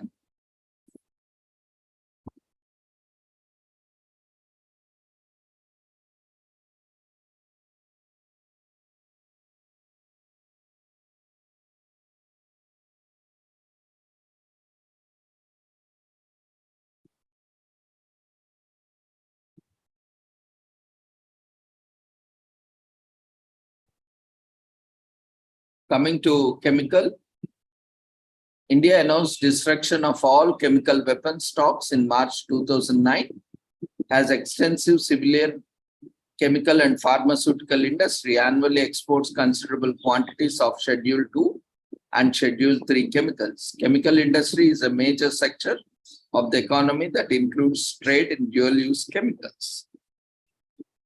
So in spite of having all the potentials, capabilities, India still uses the chemical potential for peaceful uses.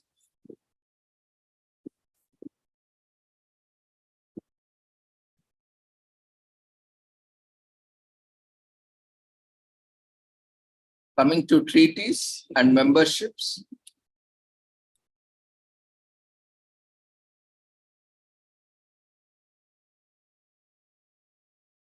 the NPT is a treaty aimed at limiting the spread of nuclear weapons through the three pillars of non-proliferation, disarmament, and peaceful use of nuclear energy, and Comprehensive Nuclear Test Ban Treaty, CTBT, The Comprehensive Nuclear Test Ban Treaty bans all nuclear explosion tests on Earth.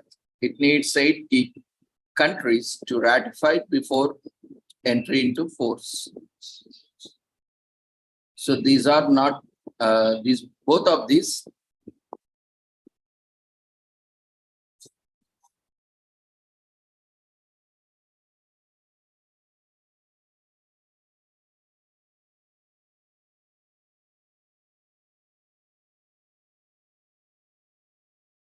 are not part. The Chemical Weapon Convention, CWC, requires countries to destroy all chemical weapons and prohibits developing, stockpiling, or using chemical weapons. So India is part of this Chemical Weapons Convention. Earlier two were not applicable because we were not dealing in, this selling or buying of nuclear weapons. So it's not applicable.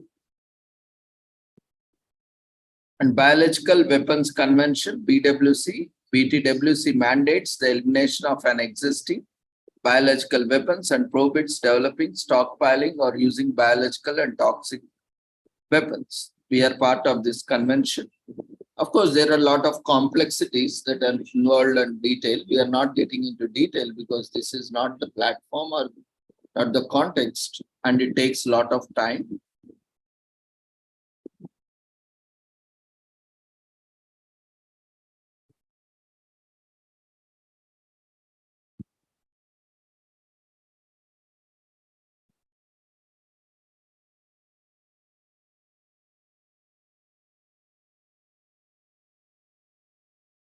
As per the NTI Nuclear Security Index, India has scored 40 of 100, ranked 20 of 22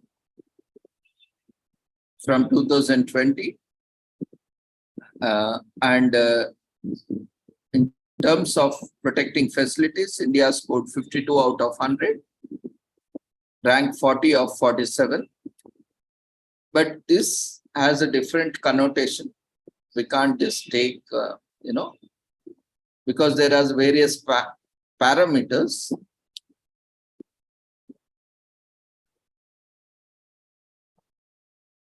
Like securing materials, protecting, facilities, preventing dirty bombs. And, as part of securing materials, theft, secure materials, a rank of 22 countries with 1 kilogram or more of weapons, usable nuclear materials, HEU and separated plutonium to assess actions to secure materials against theft. There are various subcategories also. We are not getting into detail about this security index. Of course, all are, more or less debatable. And if we see Global Health Security Index,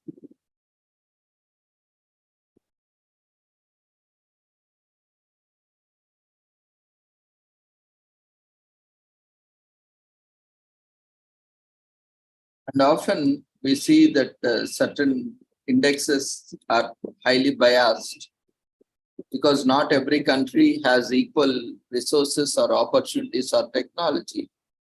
And,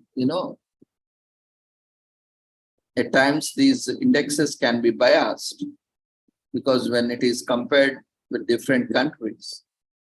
So India's overall index was 42.8 and rank is 66 out of 195. And since 2019, the change was minus 0.8.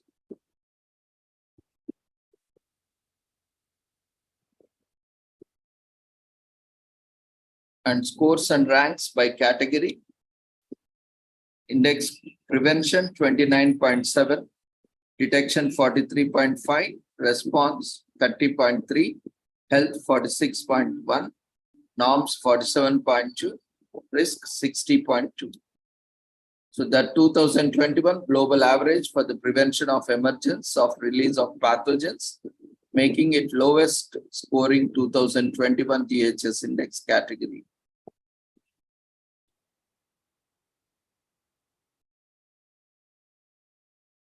The score in this is 28.4.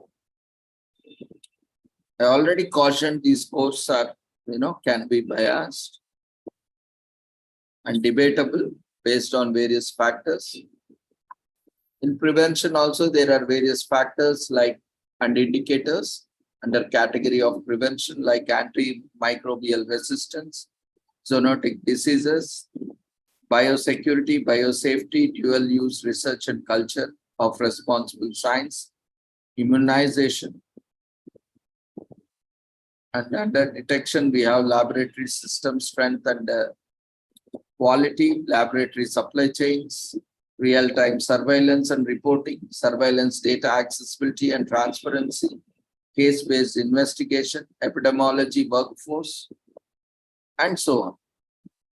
We are not getting into detail.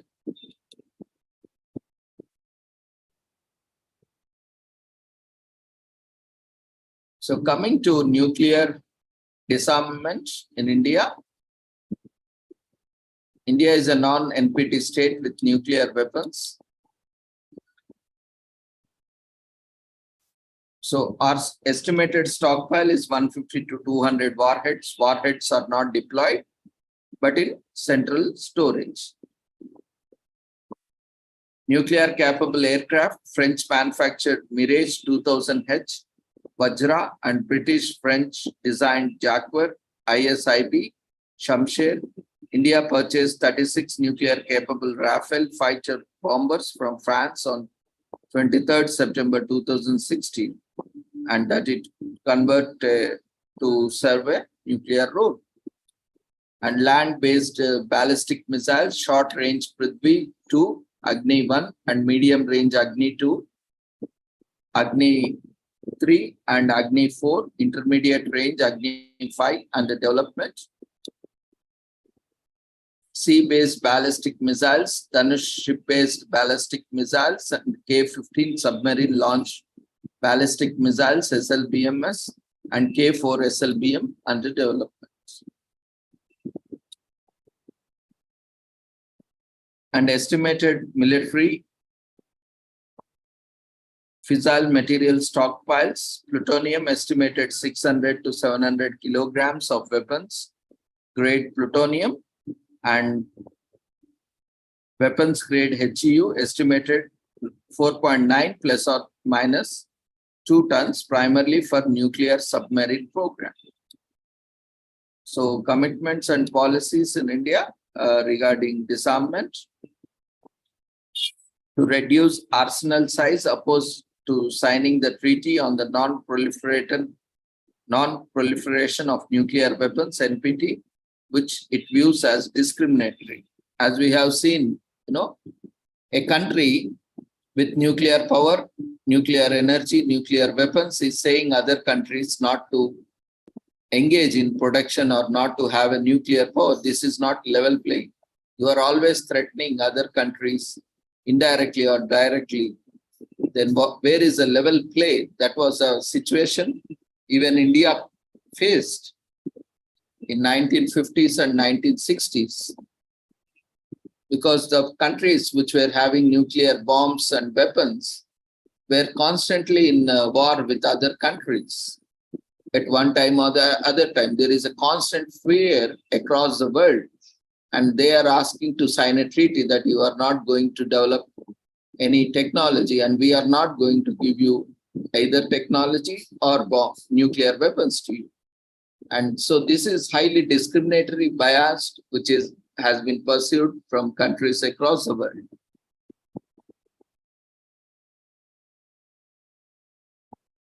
So this was discriminatory in nature. So India is not part of it, because we have a lot of requirements. We have seen how nuclear energy can be used for generating electricity, which is very much required. Even today, we have many villages without electricity. So we need to use more and more of nuclear power along with other power generations like wind power, solar power, and various other alternatives.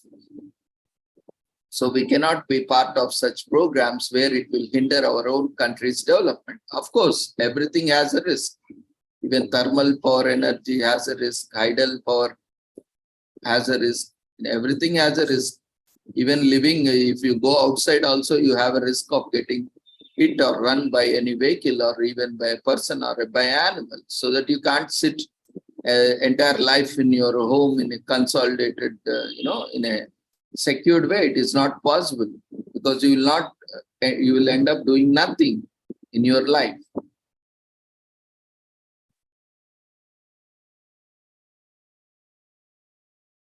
So long designed nuclear disarmament, but maintains need for national security.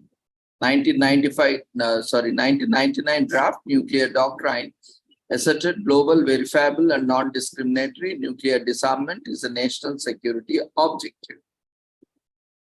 Coming to future commitments, in support of non-discriminatory, universal, and verifiable fissile material cutoff treaty, FMCT does not want the treaty to cover existing stockpiles.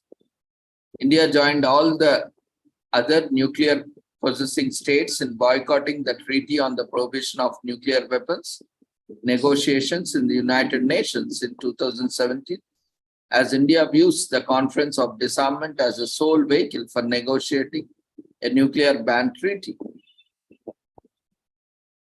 Coming to nuclear weapons related policies, nuclear testing policy has observed nuclear testing moratorium since May 1998, party to the partial test ban treaty banning atmospheric, outer space, and underwater testing. India has not signed the Comprehensive Nuclear Test Ban Treaty, CTBT, along with Non-Aligned Movement, NAM. India is a strong advocate for a time-bound disarmament commitment from nuclear weapon states, because there is no assurance from the nuclear-powered states when they are going to disarm themselves and remove this constant fear of nuclear threat among the nations across the world, and may use the lack of commitment as a reason to refrain from signing the CTBT. And nuclear weapons use adopted a no first use policy and declared that it would never threaten or use nuclear weapons against a non-nuclear weapon state. Some Indian officials have made recent statements also.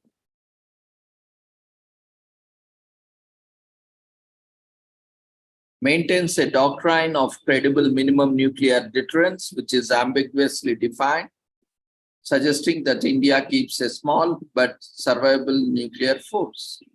Ratified the India-Pakistan non-attack agreement in January 1991, signed the Lahore Agreement with Pakistan in February 1999 to reduce the risk of an accidental or unauthorized use of nuclear weapons.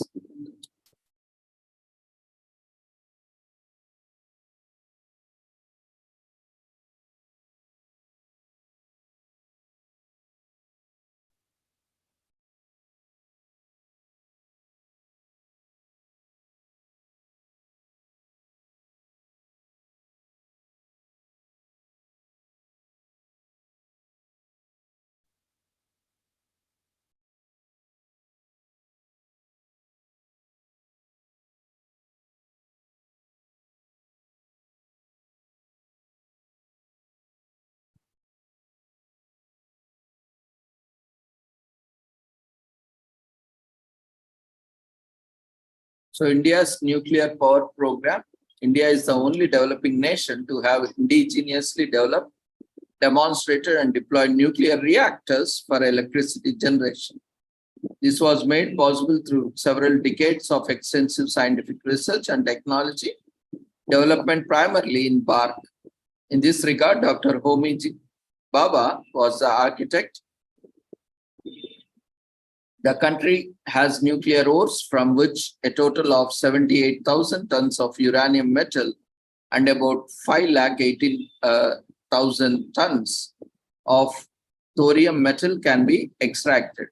If the entire uranium resources are first used in the natural uranium fuel pressurized heavy water reactors, it is estimated that about 420 gigawatt years of electricity can be produced. The resulting depleted uranium and separated plutonium from these PHWRs, if used in a fast breeder reactors, FBRs, would generate an additional 54,000 gigawatt years of electricity. In these FBRs, production of uranium-232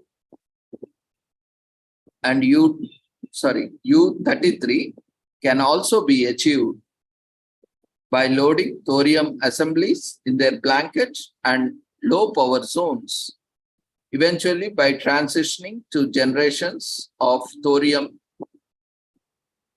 uranium THU-233 fuel breeder reactors. India should be able to produce an additional 358,000 gigawatt years of electricity.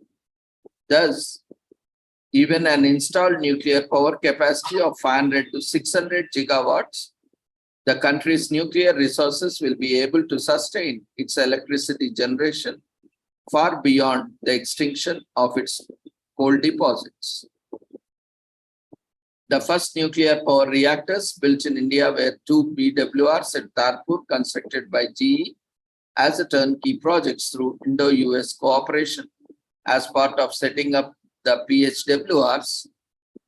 Subsequent to withdrawal of Canadian support in 1974, BARC took responsibility of components development and testing such a nuclear grade pumps, fueling machine, fuel, clad, etc., and other major R&D support for design and safety of PHWRs for normal operations to design extension conditions.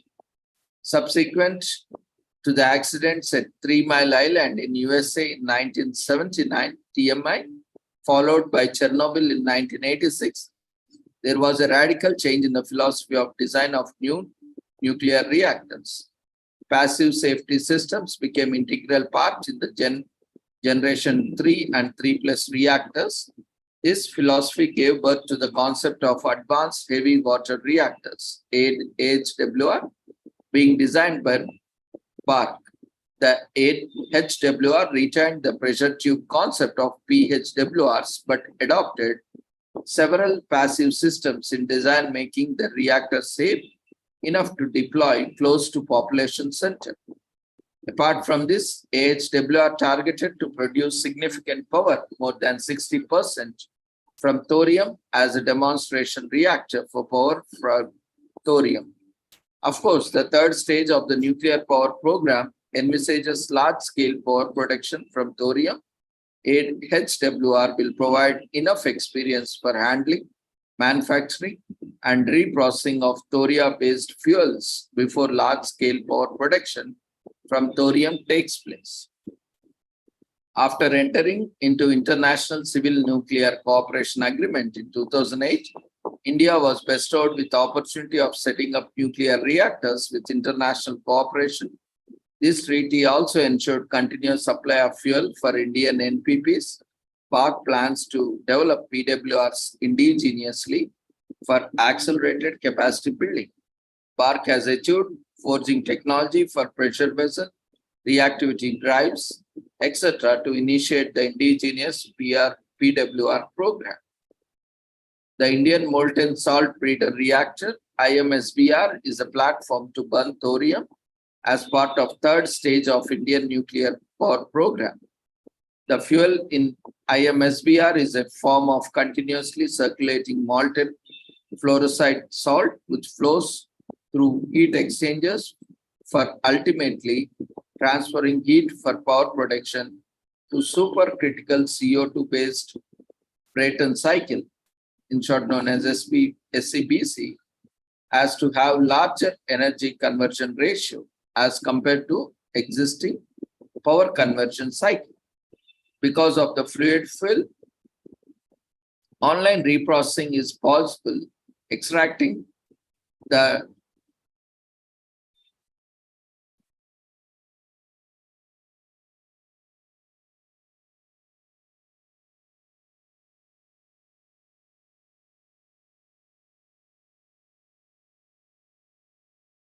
Extracting the PA formed in the conversion chain of 22 thorium and 232 thorium and 233 uranium and allowing 233 plutonium and allowing it to decay to 233 uranium outside the core, thus making it possible to breed even in thermal neutron spectrum. Hence, IMSBR can operate in self-sustaining uranium-233 fuel thorium fuel cycle. Additionally, being a thermal reactor, the uranium-233 requirement is lower as compared to fast spectrum, thus allowing higher deployment potential. These reactors require several new technology development which are being undertaken by BARC. These include LI enrichment, salt preparation and purification, salt characterization and chemistry, structural material development and characterization, nuclear grade graphite development and characterization, component development, SCBC and reprocessing of IMSBR. In addition, a dedicated facility, molten salt breeder reactor development facility, MSBRDR, is being designed for full-scale demonstration of all major systems for the 5th megawatt IMSBR. BARC has also developed NIMO CRTI alloy for the vessel. R&D is being undertaken for the fuel salt optimization, characterization, salt preparation, thermal, hydraulic, and corrosion studies of IMSBRs. In addition, BARC is also developing the innovative high-temperature reactors, IHTR, with an aim to provide high-temperature process heat for hydrogen production by thermochemical water splitting. The reactor is a molten salt cooled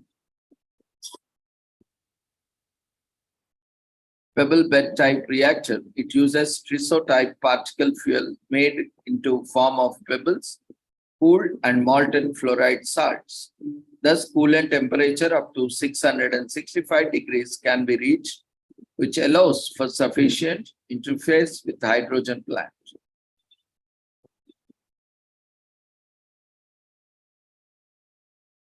Currently, a 20 megawatt IHTR is being designed as a demonstration reactor, development of high temperature heat pipes, facility for graphite oxidation studies, TRISO coated particle fuel, fuel pellet fabrication, niobium alloy and components of the test loop, machining of the graphite components and IHTR experimental facility, thermal hydraulic studies on coolants have been completed.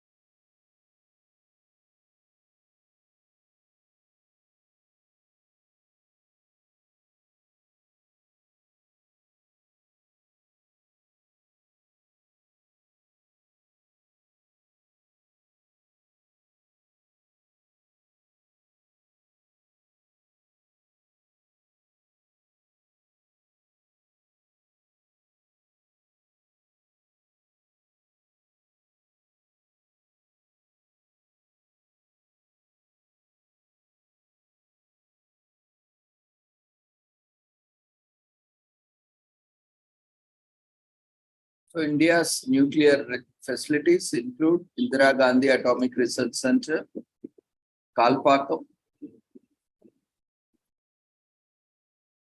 the site of fast breeder, test reactor, and plutonium extraction plants.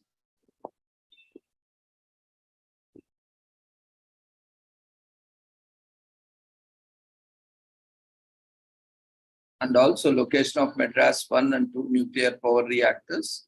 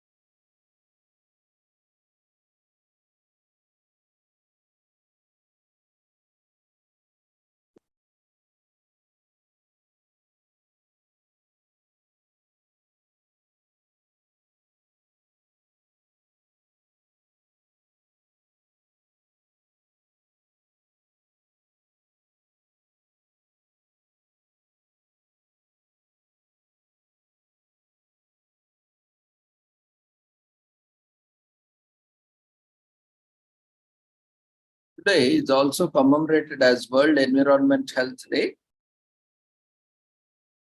International Federation of Environmental Health been declared World Environmental Health Day to be celebrated each year on 26 September.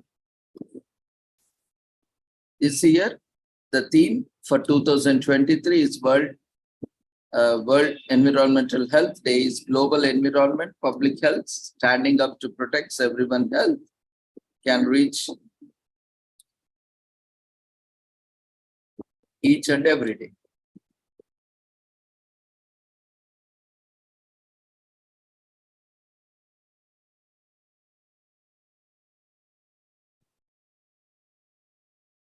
Environment health is one of the largest fields within public health because of the myriad ways external forces can impact how people eat, live, and grow. These forces can be about addressing our natural environment, as in case for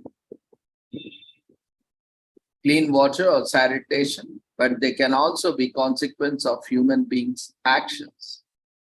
According to the World Health Organization 2016, global environmental issues account for more than 12.6 million deaths each year.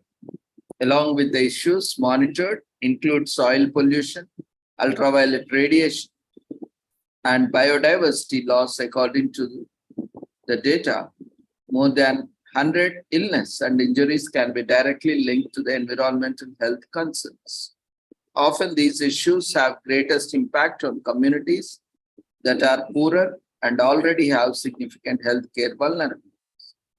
At least 155 states recognize their citizens have the right to live in a healthy environment, either through national legislation or international accords.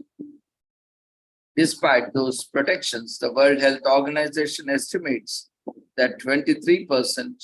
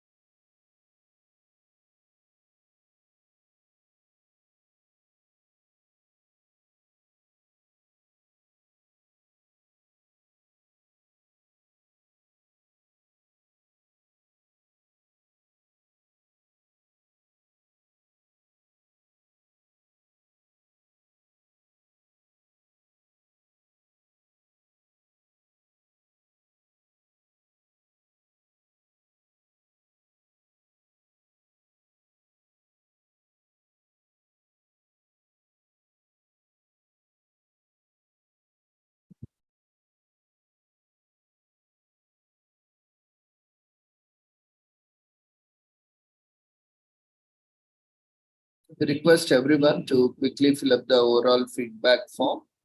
So we shall conclude it here for the day. So see you all tomorrow. We thank all the participants for joining us.